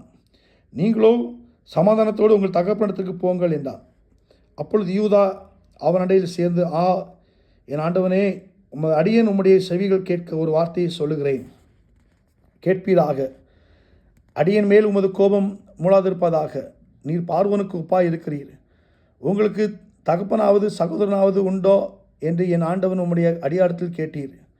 அதற்கு நாங்கள், எங்களுக்கு முதிர் வயதிலுள்ள தகப்பனாரும் அவருக்கு முதிர் வயதில் பிறந்த ஒரு இளைஞனும் உண்டு என்றும் அவனுடைய தமையன் இறந்து போனான் என்றும் அவன் ஒருவன் மாத்திரம் அவனுக்காக அவனை பெற்ற தாயாருக்கு இருப்பதினால் தகப்பனார் அவன் மேல் பட்சமாக இருக்கிறார் என்றும் என் ஆண்டவருக்கு சொன்னோம். அப்பொழுது நீர் அவனை என்னிடத்திற்கு கொண்டு வாருங்கள், என் கண்களினால் அவனை பார்க்க வேண்டும் என்று உமது அடியாருக்கு சொன்னீர். நாங்கள் ஆண்டவனை நோக்கி, அந்த இளைஞன் தன் தகப்பனை விட்டு பிரியக்கூடாது, பிரிந்தால் அவர் இறந்து போவார் என்று சொன்னோம். அதற்கு நீர், உங்கள் இளைய சகோதரனை கொண்டு வராவிட்டால் நீங்கள் இனி என் முகத்தை காண்பதில்லை என்று உமது அடியாருக்கு சொன்னீர். நாங்கள் உமது அடியானாகிய என் தகப்பனிடத்துக்கு போன போது என் ஆண்டவனின் வார்த்தைகளை அவருக்கு அறிவித்தோம். எங்கள் தகப்பனார் எங்களை நோக்கி, நீங்கள் திரும்ப போய் நமக்கு கொஞ்சம் தானியம் கொள்ளுங்கள் என்று சொன்னார். அதற்கு நாங்கள் போகக்கூடாது, எங்கள் இளைய சகோதரன் எங்களோடு வந்தால் போவோம், எங்கள் இளைய சகோதரன் எங்களோடு வராவிட்டால் நாங்கள் அந்த புருஷனுடைய முகத்தை காணக்கூடாது என்றோம். அப்பொழுது உம்முடைய அடியானாகிய என் தகப்பனார், என் மனைவி எனக்கு 2 பிள்ளைகளை பெற்றாள். அவர்களில் ஒருவன் என்னிடத்திலிருந்து போய்விட்டான், அவன் பீருண்டு போயிருப்பான் என்றிருந்தேன். இதுவரைக்கும் அவனை காணாதிருக்கிறேன். இதெல்லாம் நீங்கள் அறிந்திருக்கிறீர்கள். நீங்கள் இவனையும் என்னை விட்டு பிரித்து அழைத்து போகும் இடத்தில் இவனுக்கு மோசம் நேரிட்டால் என் நரமயிரை வியாகுலத்தோடு பாதாளத்தில் இறங்க பண்ணுவீர்கள் என்றார். ஆகையால் இளையவனை விட்டு நான் என் தகப்பனாகிய உமது அடியானிடத்துக்கு போனால் அவருடைய ஜீவன் இவனுடைய ஜீவனோடு ஒன்றாய் இணைக்கப்பட்டிருக்கிறபடியினால் அவர் இளையவன் வரவில்லை என்று அறிந்த மாத்திரத்தில் இறந்து போவார். இப்படி உமது அடியாராகிய நாங்கள் உமது அடியானாகிய எங்கள் தகப்பனுடைய நரமயிரை வியாகுலத்துடனே பாதாளத்தில் இறங்க பண்ணுவோம். அந்த இளைஞனுக்காக உமது அடியானாகிய நான் என் தகப்பனுக்கு உத்தரவாதி. அன்றியும் நான் இவனை உம்மிடத்துக்கு கொண்டு வராவிட்டால் நான் என்னாலும் உனக்கு முன்பாக குற்றவாளியாய் இருப்பேன் என்று அவருக்கு சொல்லியிருக்கிறேன். இப்படி இருக்க இளையவன் தன் சகோதரரோடு கூட போக விடும்படி மன்றாடுகிறேன். உம்முடைய அடியானாகிய நான் இளையவனுக்கு பதிலாக இங்கே என் ஆண்டவனுக்கு அடிமையாக இருக்கிறேன். இளையவனை விட்டு எப்படி என் தகப்பனிடத்துக்கு போவேன்? போனால் என் தகப்பனுக்கு நேரிடும் தீங்கை நான் எப்படி காண்பேன் என்றான். 45ஆம் அதிகாரம். அப்பொழுது யோசேப்பு தன் அருகே நின்ற எல்லாருக்கு முன்பாக தன்னை அடக்கி கொண்டிருக்க கூடாமல் யாவரையும் என்னை விட்டு வெளியே போக பண்ணுங்கள் என்று கட்டளையிட்டான். யோசேப்பு தன் சகோதரருக்கு தன்னை வெளிப்படுத்துகையில் ஒருவரும் அவன் அருகில் நிற்கவில்லை. அவன் சத்தமிட்டு அழுதான். அதை எகிப்தியர் கேட்டார்கள், பார்வோனின் வீட்டாரும் கேட்டார்கள். யோசேப்பு தன் சகோதரரை பார்த்து, நான் யோசேப்பு, என் தகப்பனார் இன்னும் உயிரோடு இருக்கிறாரா என்றான். அவனுடைய சகோதரர் அவனுக்கு முன்பாக கலக்கமுற்றிருந்ததினாலே அவனுக்கு உத்தரம் சொல்லக்கூடாமல் இருந்தார்கள். அப்பொழுது யோசேப்பு தன் சகோதரரை நோக்கி, என் கிட்டே வாருங்கள் என்றான். அவர்கள் கிட்ட போனார்கள். அப்பொழுது அவன், நீங்கள் எகிப்துக்கு போகிறவர்களிடத்தில் விட்டு போட்ட உங்கள் சகோதரனாகிய யோசேப்பு நான் தான். என்னை இவ்விடத்தில் வரும்படி விட்டு போட்டதினால் நீங்கள் சஞ்சலப்பட வேண்டாம். அது உங்களுக்கு விசனமாய் இருக்க வேண்டாம். ஜீவரட்சணை செய்யும்படிக்கு தேவன் என்னை உங்களுக்கு முன்னே அனுப்பினார். தேசத்தில் இப்பொழுது 2 வருஷமாக பஞ்சம் உண்டாயிருக்கிறது. இன்னும் 5 வருஷம் உழவும் அறுப்பும் இல்லாமல் பஞ்சம் இருக்கும். பூமியிலே உங்கள் வம்சம் ஒழியாமல் இருக்க உங்களை ஆதரிக்கிறதுக்காகவும் பெரிய ரட்சிப்பினால் உங்களை உயிரோடு காப்பதற்காகவும் தேவன் என்னை உங்களுக்கு முன்னமே அனுப்பினார். ஆதலால் நீங்கள் அல்ல, தேவனை என்னை இவ்விடத்துக்கு அனுப்பி என்னை பார்வோனுக்கு தகப்பனாகவும் அவர் குடும்பம் அனைத்திற்கும் கர்த்தனாகவும் எகிப்து தேசம் முழுவதுக்கும் அதிபதியாகவும் வைத்தார்.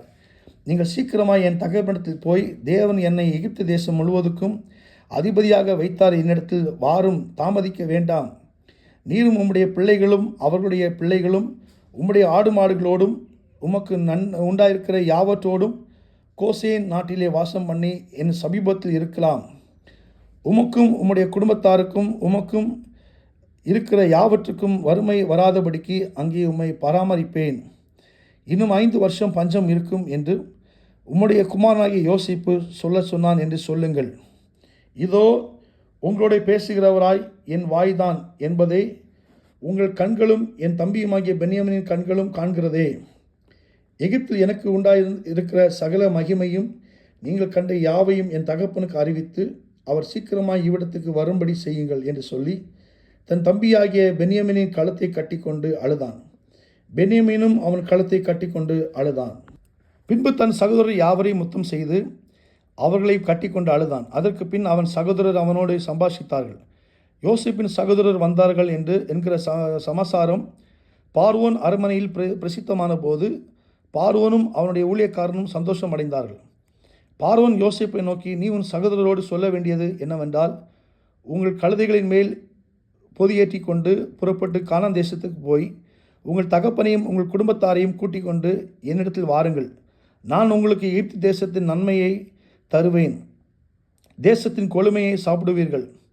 நீங்கள் உங்கள் குழந்தைகளுக்காகவும் உங்கள் மனைவிகளுக்காகவும் வண்டிகளை எகிப்து தேசத்திலிருந்து கொண்டு போய் அவர்களையும் உங்கள் தகப்பனுடனே ஏற்றி கொண்டு வாருங்கள். உங்கள் தட்டுமுட்டுகளை குறித்து கவலைப்பட வேண்டாம். எகிப்து தேசங்கும் எங்கும் உள்ள நன்மை உங்களுடையதாக இருக்கும் என்று சொல்லி உனக்கு நான் இட்ட கட்டளையின்படியே செய் என்றான். இஸ்ரவேலின் குமாரர் அப்படியே செய்தார்கள். யோசேப்பு பார்வோனுடைய கட்டளையின்படியே அவர்களுக்கு வண்டிகளை கொடுத்ததுமன்றி வழிக்கு ஆகாரத்தையும் அவர்களில் ஒவ்வொருவருக்கும் மாற்று வஸ்திரங்களையும் கொடுத்தான். பென்யாமீனுக்கோ 300 வெள்ளிக்காசையும் 5 மாற்று வஸ்திரங்களையும் கொடுத்தான். அப்படியே தன் தகப்பனுக்கு 10 கழுதைகளின் மேல் எகிப்தின் உச்சிதமான பதார்த்தங்களும் 10 கோழிகை கழுதைகள் மேல் தன் தகப்பனுக்காக வழிக்கு தானியமும் அப்பமும் மற்ற தின்பண்டங்களும் ஏற்றி அனுப்பினான். மேலும் நீங்கள் போகும் வழியிலே சண்டை பண்ணி கொள்ளாதிருங்கள் என்று அவன் தன் சகோதரருக்கு சொல்லி அனுப்பினான். அவர்கள் புறப்பட்டு போனார்கள். அவர்கள் எகிப்திலிருந்து போய் கானான் தேசத்தில் தங்கள் தகப்பனாகிய யாக்கோபினிடத்துக்கு வந்து யாக்கோபினிடத்தில் வந்து, யோசேப்பு உயிரோடு இருக்கிறான், அவன் எகிப்து தேசத்துக்கெல்லாம் அதிபதியாக இருக்கிறான் என்று அவனுக்கு அறிவித்தார்கள். அவன் இருதயம் மூர்ச்சை அடைந்தது. அவன் அவர்களை நம்பவில்லை. அவர்கள் யோசேப்பு தங்களுடனே சொன்ன வார்த்தைகள் யாவையும் அவனுக்கு சொன்னபோது, தன்னை ஏற்றிக்கொண்டு போகும்படி யோசேப்பு அனுப்பின வண்டிகளை அவன் கண்டபோது அவர்களுடைய தகப்பனாகிய யாக்கோபின் ஆவி உயிர்த்தது. அப்பொழுது இஸ்ரவேல், என் குமாரனாகிய யோசேப்பு இன்னும் உயிரோடு இருக்கிறானே, இது போதும், நான் மரணம் அடையும் முன்னே போய் அவனை பார்ப்பேன் என்றான். 46ஆம் அதிகாரம். இஸ்ரவேல் தனக்குண்டான யாவையும் சேர்த்து கொண்டு புறப்பட்டு பேர்செபாவுக்கு போய் தன் தகப்பனாகிய ஈசாக்குடைய தேவனுக்கு பலியிட்டான். அன்று இரவிலே தேவன் இஸ்ரவேலுக்கு தரிசனமாகி, யாக்கோபே, யாக்கோபே என்று கூப்பிட்டார். அவன் இதோ அடியேன் என்றான். அப்பொழுது அவர், நான் தேவன், நான் உன் தகப்பனுடைய தேவன். நீ எகிப்து தேசத்துக்கு போக பயப்பட வேண்டாம். அங்கே உன்னை பெரிய ஜாதியாக்குவேன். நான் உன்னுடனே எகிப்துக்கு வருவேன். நான் உன்னை திரும்பவும் வர பண்ணுவேன். யோசேப்பு உன் கையால் உன் கண்களை மூடுவான் என்று சொன்னார். அதற்கு பின்பு யாக்கோபு பேர்செபாவிலிருந்து பிரயாணம் புறப்பட்டான். இஸ்ரவேலின் குமாரர் தங்கள் தகப்பனாகிய யாக்கோபையும் தங்கள் குழந்தைகளையும் தங்கள் மனைவிகளையும் பார்வோன் அனுப்பின வண்டிகளின் மேல் ஏற்றிக்கொண்டு தங்கள் ஆடு மாடுகளையும் தங்கள் கானான் தேசத்திலே சம்பாதித்த தங்கள் பொருட்களையும் சேர்த்து கொண்டு யாக்கோபையும் அவன் சந்ததியார் யாவரும் எகிப்துக்கு போனார்கள். அவன் தன் குமாரரையும் தன் குமாரரின் குமாரரையும் தன் குமார்த்திகளையும் தன் குமாரரின் குமார்த்திகளையும் தன் சந்ததியார் அனைவரையும் எகிப்துக்கு தன்னோடு அழைத்து கொண்டு போனான். எகிப்துக்கு வந்த இஸ்ரவேலரின் நாமங்களாவன: யாக்கோபும் அவனுடைய குமாரரும், யாக்கோபுடைய மூத்த குமாரனுமான ரூபனுடைய குமாரர் ஆனோக், பல்லு, எஸ்ரோன், கர்மி என்பவர்கள். சிமியனுடைய குமாரர் எமுவேல், யாமின், ஓகாத், யாக்கிம், சோகார், கானான் ஆகிய ஸ்திரீயின் குமாரனாகிய சவுல் என்பவர்கள். லேவியினுடைய குமாரர் கெர்சோன், கோகாத், மெராரி என்பவர்கள். யூதாவினுடைய குமாரர் ஏர், ஓனான், சேலா, பாரேஸ், சேரா என்பவர்கள். அவர்களில் ஏரும் ஓனானும் கானான் தேசத்தில் இறந்து போனார்கள். பாரேசினுடைய குமாரர் எஸ்ரோன், ஆமுல் என்பவர்கள். இசக்காருடைய குமாரர் தோலா, பூவா, யோபு, சிம்ரோன் என்பவர்கள். செபுலோனுடைய குமாரர் சேரேத், ஏலோன், யாக்லேல் என்பவர்கள். இவர்கள் லேயாளின் சந்ததியார். அவள் இவர்களையும் தீனாள் என்னும் ஒரு குமார்த்தியையும் பதான் அராமிலே யாக்கோபுக்கு பெற்றாள். அவன் குமாரரும் அவன் குமார்த்திகளும் ஆகிய எல்லாரும் 33 பேர். காத்துடைய குமாரர் சிபியோன், ஆகி, சூனி, எஸ்போன், ஏரி, அரோலி என்பவர்கள். ஆசேருடைய குமாரர் இம்னா, இஸ்வா, இஸ்வி, பெரியா என்பவர்கள். இவர்களுடைய சகோதரி செராக்கு என்பவள். பெரியாவின் குமாரர் ஏபேர், மல்கியேல் என்பவர்கள். இவர்கள் லாபான் தன் குமார்த்தியாகிய லேயாளுக்கு கொடுத்த சில்பாளுடைய பிள்ளைகள். அவள் இந்த 16 பேரையும் யாக்கோபுக்கு பெற்றாள். யாக்கோபின் மனைவியாகிய ராகேலுடைய குமாரர் யோசிப்பு, பென்யமின் என்பவர்கள்.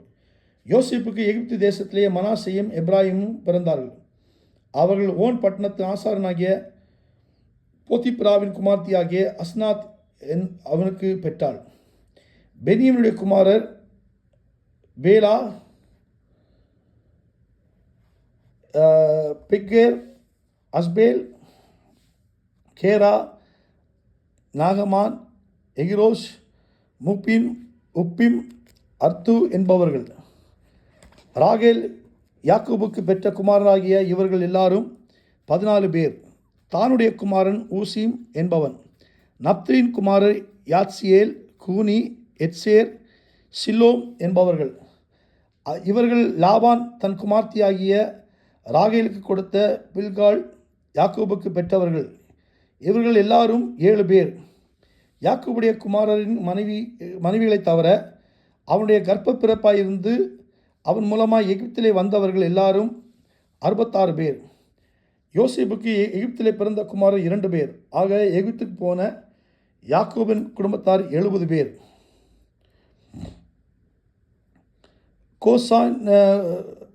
கோசே நாட்டிலே தன்னை யோசேப்பு சந்திக்க வரும்படி சொல்ல யூதாவை தனக்கு முன்னாக அவனிடத்தில் யாக்கோபு அனுப்பினான். அவர்கள் கோசனில் சேர்ந்தார்கள். யோசிப்பு தன் ரதத்தை ஆயத்தப்படுத்தி அதன் மேல் ஏறி தன் தகப்பனாகிய இஸ்ரவேலை சந்திக்கும்படி போய் அவனை கண்டு அவனுடைய கழுத்தை கட்டிக்கொண்டு வெகுநேரம் அவன் கழுத்தை விடாமல் அழுதான்.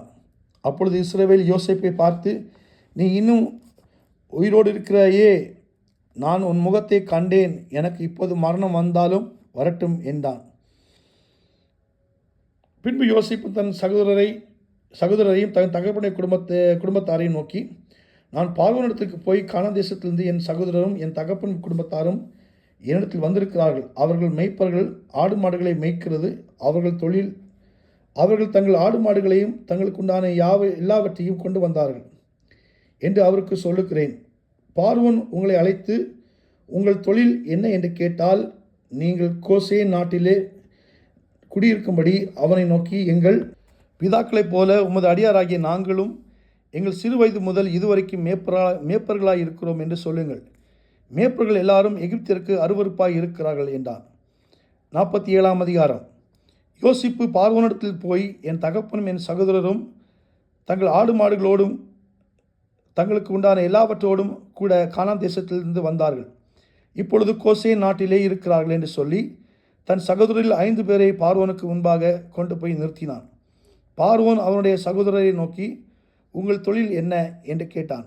அதற்கு அவர்கள், உமது அடியாராகிய நாங்கள் எங்கள் பிதாக்களும் மந்தை மேய்க்கிறவர்கள் என்று பார்வோனிடத்தில் சொன்னதுமன்றி, கானான் தேசத்திலே பஞ்சம் கொடியதாய் இருக்கிறது, உமது அடியாரின் மந்தைகளுக்கு மேய்ச்சல் இல்லாமையால் இத்தேசத்திலே தங்க வந்தோம். உமது அடியாராகிய நாங்கள் கோசேன் நாட்டிலே குடியிருக்கும்படி தயவு செய்ய வேண்டும் என்று வேண்டிக் கொண்டார்கள். அப்பொழுது பார்வோன் யோசேப்பை நோக்கி, உன் தகப்பனும் உன் சகோதரரும் உன்னிடத்தில் வந்திருக்கிறார்களே, எகிப்து தேசம் உனக்கு முன்பாக இருக்கிறது. தேசத்தில் உள்ள நல்ல இடத்திலே உன் தகப்பனையும் உன் சகோதரையும் குடியேறும்படி செய். அவர்கள் கோசேன் நாட்டிலே குடியிருக்கலாம்.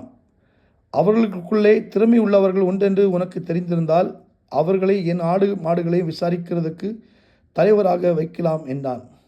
பின்பு யோசிப்பு தன் தகப்பனாகிய யாக்கோபை அழைத்து கொண்டு வந்து அவனை பார்வோனுக்கு முன்பாக நிறுத்தினான். யாக்கோபு பார்வோனை ஆசீர்வதித்தான். பார்வோன் யாக்கோபை நோக்கி, உமக்கு வயது என்ன என்று கேட்டான். அதற்கு யாக்கோபு, நான் பரதேசியா சஞ்சரித்த நாட்கள் 130 வருஷம். என் ஆயுசு நாட்கள் கொஞ்சமும் சஞ்சலமுள்ளதுமாய் இருக்கிறது. அவைகள் பரதேசிகளாய் சஞ்சரித்த என் பிதாக்களுடைய ஆயுசு நாட்களுக்கு வந்து எட்டவில்லை என்று பார்வோனுடனே சொன்னான். பின்னும் யாக்கோபு பார்வோனை ஆசீர்வதித்து அவன் சமூகத்தில் நின்று புறப்பட்டு போனான். பார்வோன் கட்டளையிட்டபடியே யோசேப்பு தன் தகப்பனுக்கு தன் சகோதரருக்கும் எகிப்து தேசத்திலே நல்ல நாடாகிய ராமசேஸ் என்னும் நாட்டிலே சுதந்திரம் கொடுத்து அவர்களை ஏற்றினான். யோசிப்பு தன் தகப்பனையும் தன் சகோதரரையும் தன் தகப்பனுடைய குடும்பத்தார் அனைவரையும் அவர்கள் குடும்பத்திற்காக தக்கதாய் ஆகாரம் கொடுத்து ஆதரித்து வந்தான். பஞ்சம் மிகவும் கொடியதாய் இருந்தது. தேசமெங்கும் ஆகாரம் கிடையாமற் போயிற்று. எகிப்து தேசமும் கானான் தேசமும் பஞ்சத்தினால் மெலிந்து போயிற்று. யோசிப்பு எகிப்து தேசத்திலும் கானான் தேசத்திலும் உள்ள பணத்தை எல்லாம் தானியம் கொண்டவரிடத்தில் வாங்கி அதை பார்வோன் அரண்மனையிலே கொண்டு போய் சேர்த்தான். எகிப்து தேசத்திலும் கானான் தேசத்திலும் உள்ள பணம் செலவழித்து போது எகிப்தர் எல்லாரும் யோசிப்பிடத்தில் வந்து, எங்களுக்கு ஆகாரம் தாரும், பணம் இல்லை, அதனால் நாங்கள் உமது சமூகத்தில் சாக வேண்டுமோ என்றார்கள்.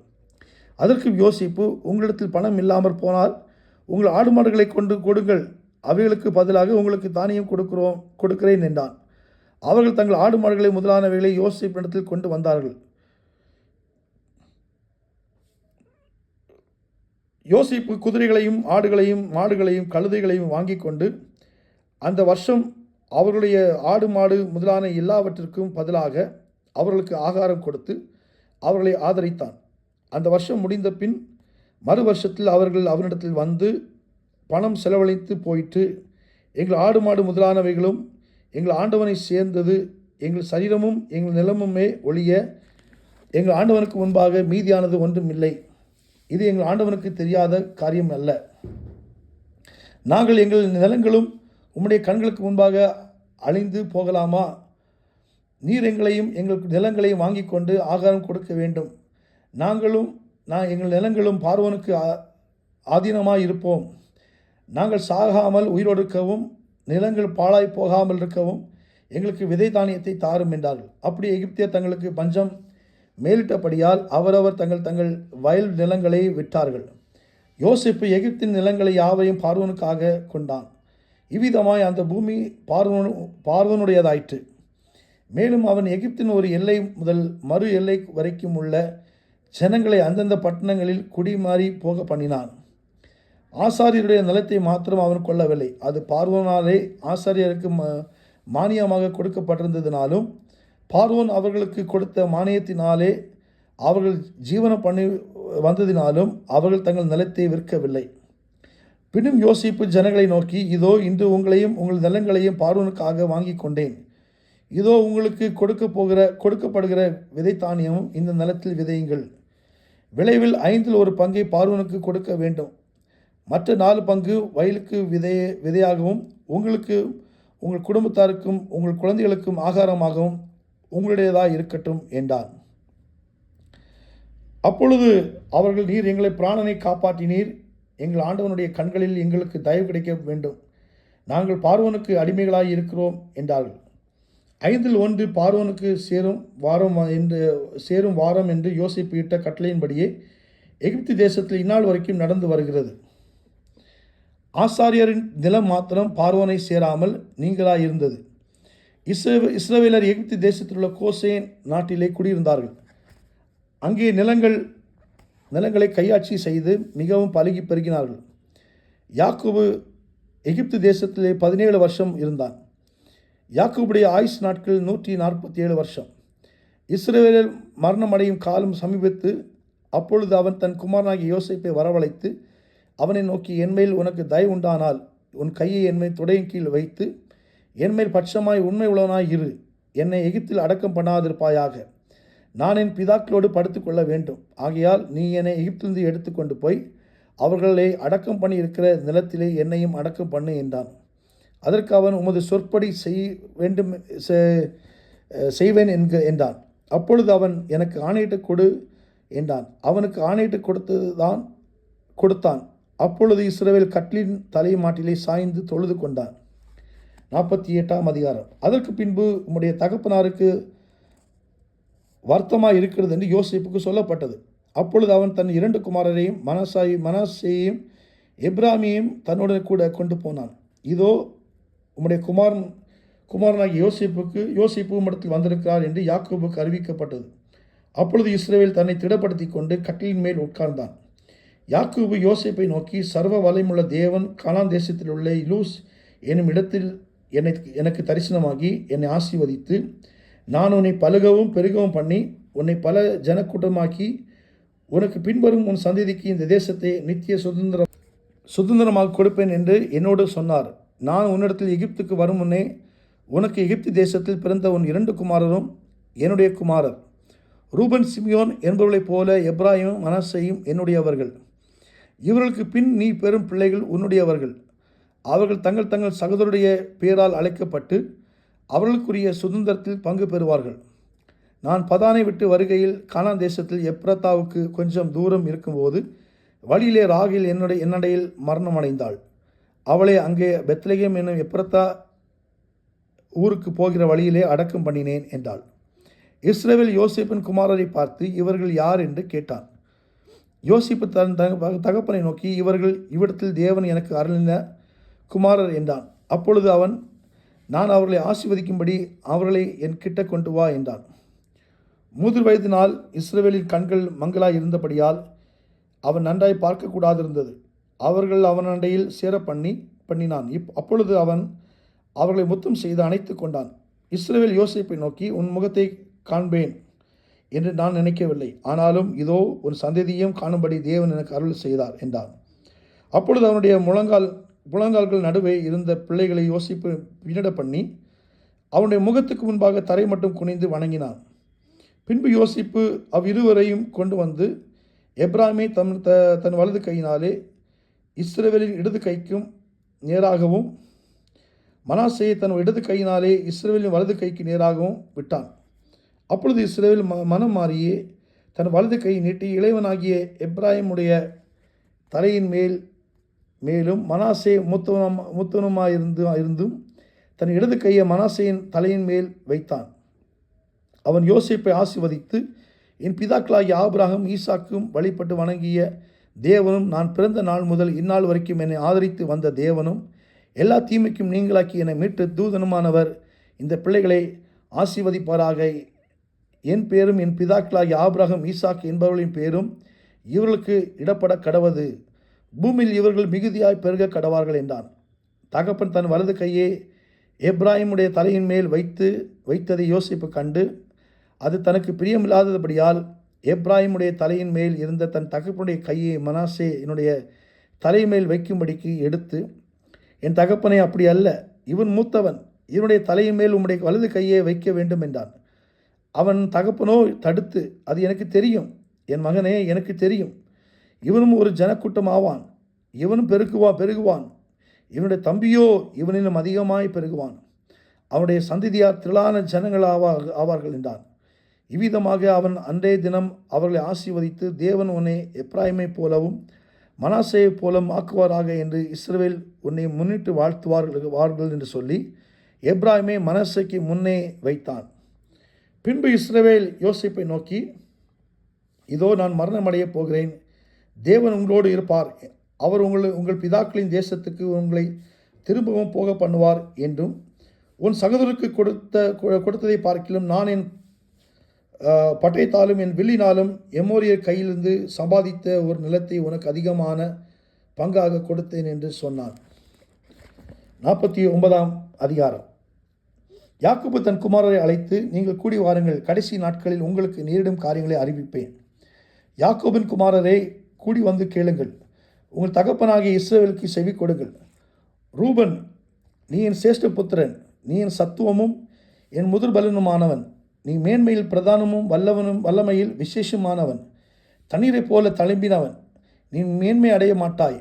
உன் தகப்பனுடைய மஞ்சத்தின் மேல் ஏறினாய், நீ அதை தீட்டுப்படுத்தினாய், என் படுக்கையின் மேல் ஏறினானே. சிமியோனும் லேவியும் ஏக சகோதரர், அவர்களுடைய பட்டயங்கள் கொடுமையும் கருவிகள். என் ஆத்துமா அவர்களுடைய இரகசிய ஆலோசனைக்கு உடன்படாதே. என் மேன்மையை அவர்கள் கூட்டத்தில் நீ சேராதே. அவர்கள் தங்கள் கோபத்தினாலே ஒரு புருஷனை கொன்று தங்கள் அகங்காரத்தினாலே அரண்களை நிர்மலமாக்கினார்களே. உக்கிரமான அவர்கள் கோபமும் கொடுமையான அவர்கள் மூர்க்கமும் சபிக்கப்பட கடவது. யாக்கோபிலே அவர்கள் பிரியவும் இஸ்ரவேலிலே அவர்கள் சிதறவு பண்ணுவேன். யூதாவே, சகோதராலே புகழப்படுபவன் நீயே. உன் கரம் உன் சத்துருக்களுடைய பிடாரியின் மேல் இருக்கும். உன் தகப்பனுடைய புத்திரர் உன்முன் பணிவார்கள். யூதா பாலசிங்கம், நீ இறை கவர்ந்து கொண்டு ஏறிப்போனாய். என் மகனே, சிங்கம் போலவும் கிளச்சிங்கம் போலவும் மடங்கி படுத்தான். அவனை எழுப்புகிறவன் யார்? சமாதான கர்த்தர் வருமளவும் செங்கோல் யூதாவை விட்டு நீங்குவதும் இல்லை, நியாயப்பிரமாணிகன் அவன் பாதங்களை விட்டு ஒளிவதும் இல்லை. ஜனங்கள் அவரிடத்தில் சேருவார்கள்.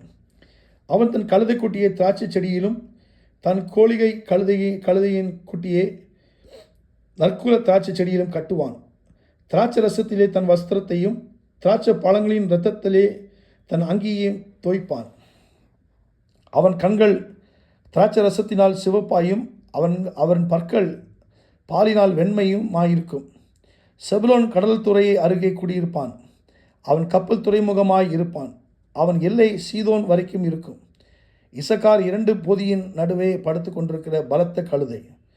அவன் இளைப்பாறுதல் நல்லது என்று நாடு வசதியானது என்றும் கண்டு சுமக்கிறதற்கு தன் தோளை சாய்த்து பகுதி கட்டுகிறவனானான். தான் இஸ்ரவேல் கோத்திரங்களில் ஒரு கோத்திரமாகி தன் ஜனத்தை நியாயம் விசாரிப்பான். தான் குதிரையின் மேல் ஏறி இருக்கிறவன் மல்லாந்து விழும்படியாய்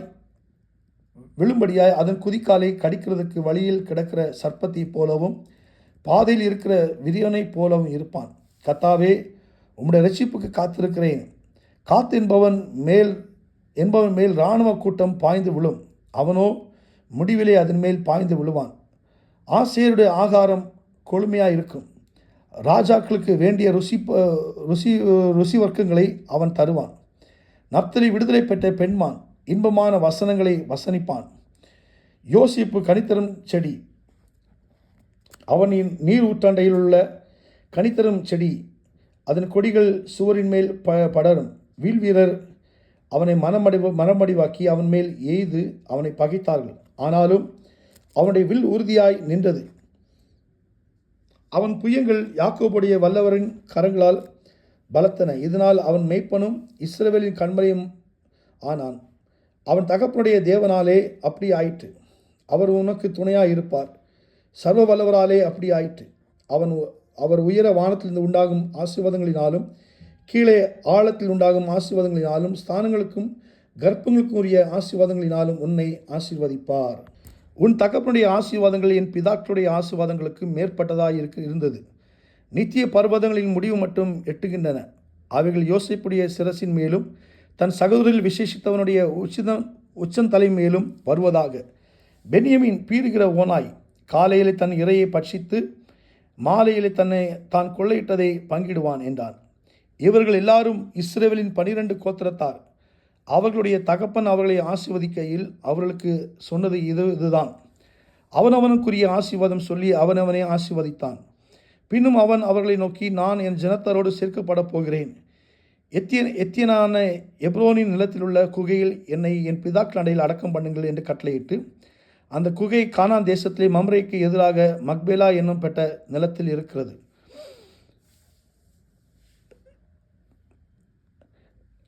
அதை நமக்கு சொந்த கல்லறை பூமியாக இருக்கும்படி ஆபிரகாம் எத்தியனாகிய எப்ரோன் கையில் அதற்குரிய நிலத்துடனே வாங்கினார்.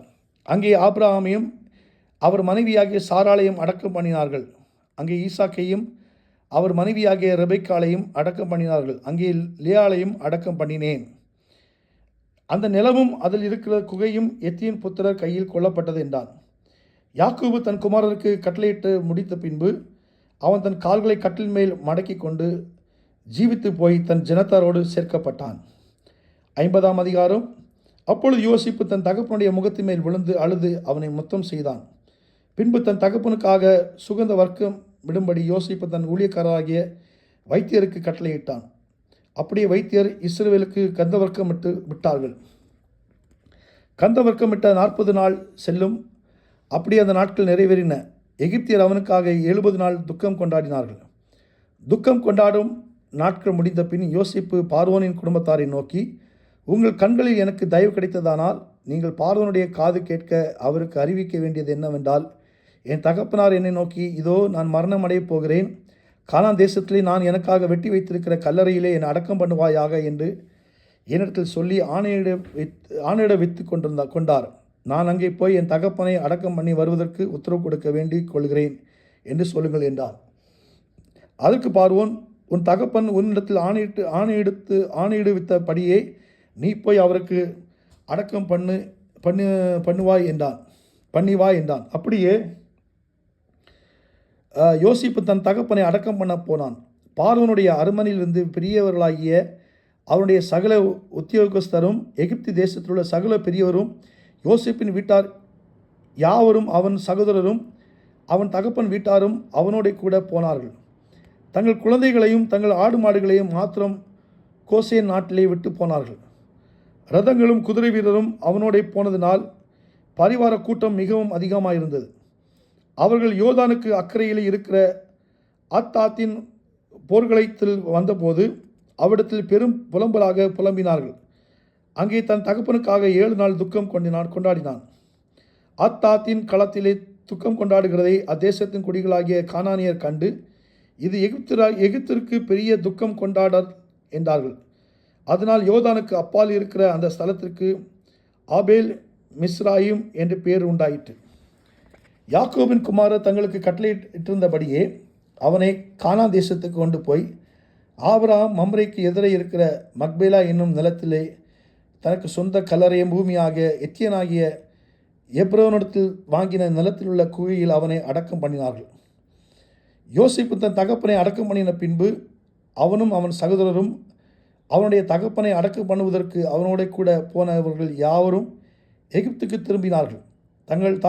தங்கள் தகப்பனான மரணம் அடைவதை யோசிப்பின் சகோதரர் கண்டு, ஒருவேளை யோசிப்பு நம்மை பகைத்து நாம் அவனுக்கு செய்த எல்லா பொல்லாங்குக்காகவும் நமக்கு சரி கட்டுவான் என்று சொல்லி யோசேப்பினிடத்தில் ஆள் அனுப்பி, உம்முடைய சகோதரன் உமக்கு பொல்லாங்கு செய்திருந்தாலும் அவர்கள் செய்த துரோகத்தையும் பாதகத்தையும் நீர் தயவு செய்து மன்னிக்க வேண்டும் என்று உம்முடைய தகப்பனார் மரணமடை முன்னே உமக்கு சொல்லும்படி கட்டளையிட்டார். ஆகையால் உம்முடைய தகப்பனருடைய தேவனுக்கு ஊழியக்காரராகிய நாங்கள் செய்த துரோகத்தை மன்னிக்க வேண்டும் என்று அவனுக்கு சொன்னார்கள். அவர்கள் அதை யோசிப்புக்கு சொன்னபோது அவன் அழுதான். பின்பு அவனுடைய சகோதரனும் போய் அவனுக்கு முன்பாக தாழ விழுந்து, இதோ நாங்கள் உமக்கு அடிமைகள் என்றார்கள். யோசிப்பு அவர்களை நோக்கி, பயப்படாதிருங்கள், நான் தேவனா? நீங்கள் எனக்கு தீமை செய்ய நினைத்தீர்கள். தேவனோ இப்பொழுது நடந்து வருகிறபடியே வெகு ஜனங்களை உயிரோடு காக்கும்படிக்கு அது நன்மையாக முடிய பண்ணினார். ஆதலால் பயப்படாதிருங்கள், நான் உங்களையும் உங்கள் குழந்தைகளையும் பராமரிப்பேன் என்று அவர்களுக்கு ஆறுதல் சொல்லி அவர்களோட பட்சமாய் பேசினான். யோசிப்பும் அவன் தகப்பன் குடும்பத்தாரும் எகிப்திலே குடியிருந்தார்கள். யோசிப்பு 110 வருஷம் உயிரோடு இருந்தார். யோசிப்பு எப்ராமுக்கு பிறந்த 3ஆம் தலைமுறை பிள்ளைகளையும் கண்டான். மனாசேயின் குமாரனாகிய மாக்ரின் பிள்ளைகளும் யோசிப்பின் மடியிலே வளர்க்கப்பட்டார்கள்.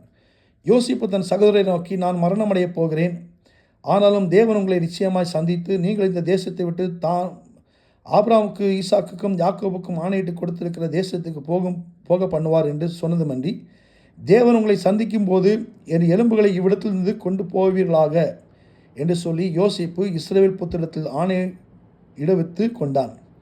யோசேப்பு 110 வயதுள்ளவனாய் மரித்தான். அவனுக்கு சுகந்த வர்க்கம் விட்டு எகிப்து தேசத்திலே அவனை ஒரு பெட்டியிலே வைத்தார்கள். அல்லேலூயா. கர்த்தர் நல்லவர். அல்லேலூயா. அந்த ஆதியாகமம் 50ஆம் அதிகாரம் 20ஆம் வசனம். நீங்கள் எனக்கு தீமை செய்ய நினைத்தீர்கள், தேவனோ இப்பொழுது நடந்து வருகிறபடி வெகு ஜனங்களை உயிரோடு காக்கும்படிக்கு அது நன்மையாக முடிய பண்ணினார். அல்லேலூயா. நமக்கு அநேகர் தீங்கு செய்வார்கள்.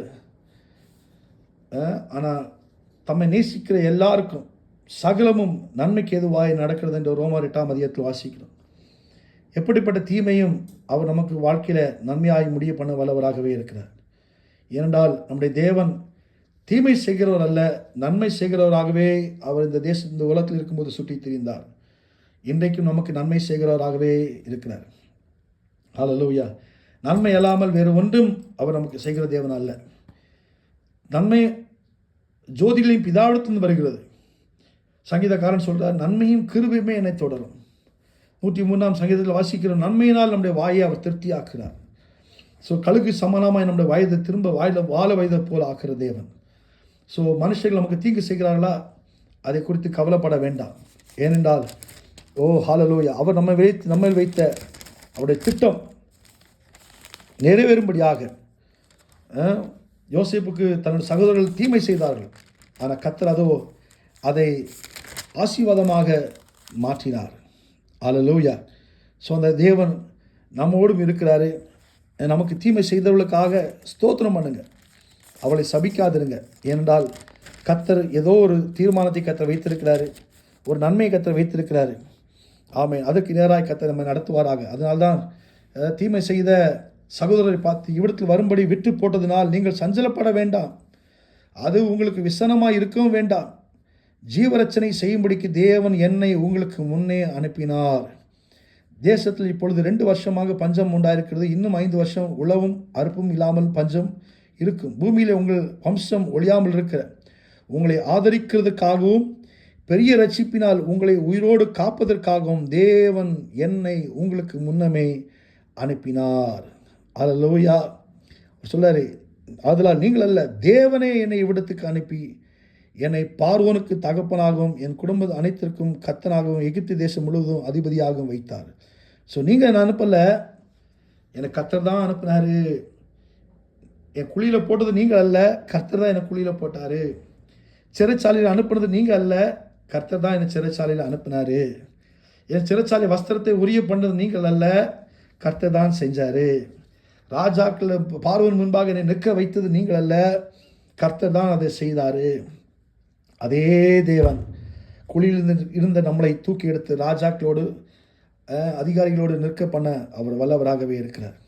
ஸோ நம்ம செய்ய வேண்டிய ஒன்று தான், அவரை சார்ந்திருப்போம், அவர் மேல் மட்டும் நம்பிக்கையாக இருப்போம். கர்த்தர் நம்ம மேல் பெரிய காரியங்களை செய்ய அவர் வல்லவராகவே இருக்கிறார். ஹல்லேலூயா. Thank you Lord Jesus. Hallelujah. Thank you Lord. Hallelujah. Thank you Lord. Thank you Lord. Thank you Lord.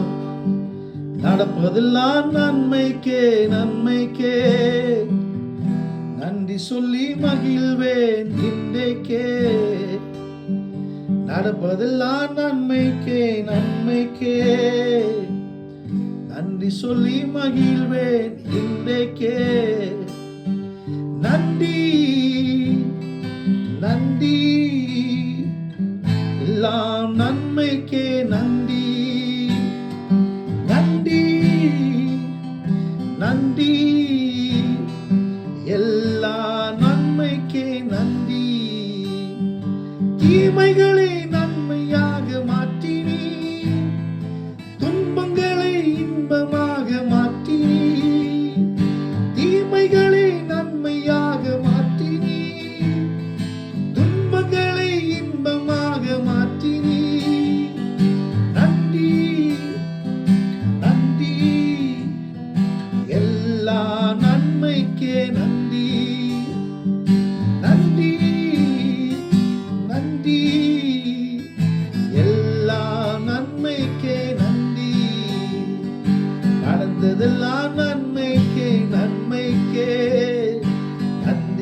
சொல்லி மகிழ்வேன் இன்றைக்கே.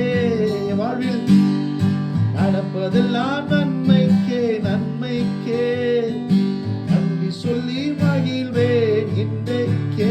கடைசியாக நன்றி நன்றி எல்லா நன்மைக்கே நன்றி நன்றி நன்றி எல்லா நன்மைக்கே நன்றி நன்றி நன்றி எல்லாம் நன்மைக்கே நன்றி நன்றி நன்றி எல்லாம் நன்மைக்கே நன்றி. ஹல்லேலூயா. சகலம் நன்மைக்கு ஏதுவாய் நடத்துகிறேன் நல்ல தகப்பனே. அதனால வெளிக்காக ஸ்தோத்திரம். இவ்வளவு நேரம் வசனத்தை வாசிக்க எங்களுக்கு கிருபை கொடுத்ததுக்காக நன்றி. வசனத்தின்படி நடக்க எங்களுக்கு கிருபை தருவீராக. ஆண்டவரே, எங்க வாழ்க்கையில சகலமும் நன்மைக்கு எதுவாய் செய்து முடிக்கிற தேவன் அப்பா. நாங்கள் படுகிற பாடுகள் எல்லாவற்றையும் நன்மைக்கு எதுவாய் நடத்த போறதுக்காக ஸ்தோத்திரம். அந்த பாதைகள் நடத்தி ஒரு நாள் எல்லாருக்கும் நாங்கள் ஆசீர்வாதம் உள்ளவர்களாய் எங்களை கத்த மாற்ற போறதுக்காக ஸ்தோத்திரம். பெரிய காரியங்களை செய்ய எங்களை கொண்டு கத்த என்ன செய்ய சித்தமா இருக்கிறீரோ அதை எங்கள் வாழ்க்கையில் நிறைவேற்றும்படியாக செல்கிறோம். போராட்டத்தோடு கண்ணீரோடு இருக்கிற ஒவ்வொரு பேரையும் கண்ணீரை கத்த தொடப்பீராக. சகலம் நன்மைக்கு எதுவாய் கத்தர் செய்கிறார் என்பதை கத்தர் அவர்களுக்கு உணர்த்துவீராக. பெரிய காரியங்கள் செய்வீராக. இயேசுவின் நாமத்தில் ஜெபிக்கிறோம் நல்ல பிதாவே. ஆவே ஆவே ஆவே ஆவே. Thank you. God bless you. God bless you. நாளைக்கு ராத்திரியிலே திரும்பவும் இந்த லைவை நாம் பார்க்கலாம். யாத்திராகமம் 1ஆம் அதிகாரம் முதல் 12ஆம் அதிகாரத்தை லைவாக பார்க்கலாம்.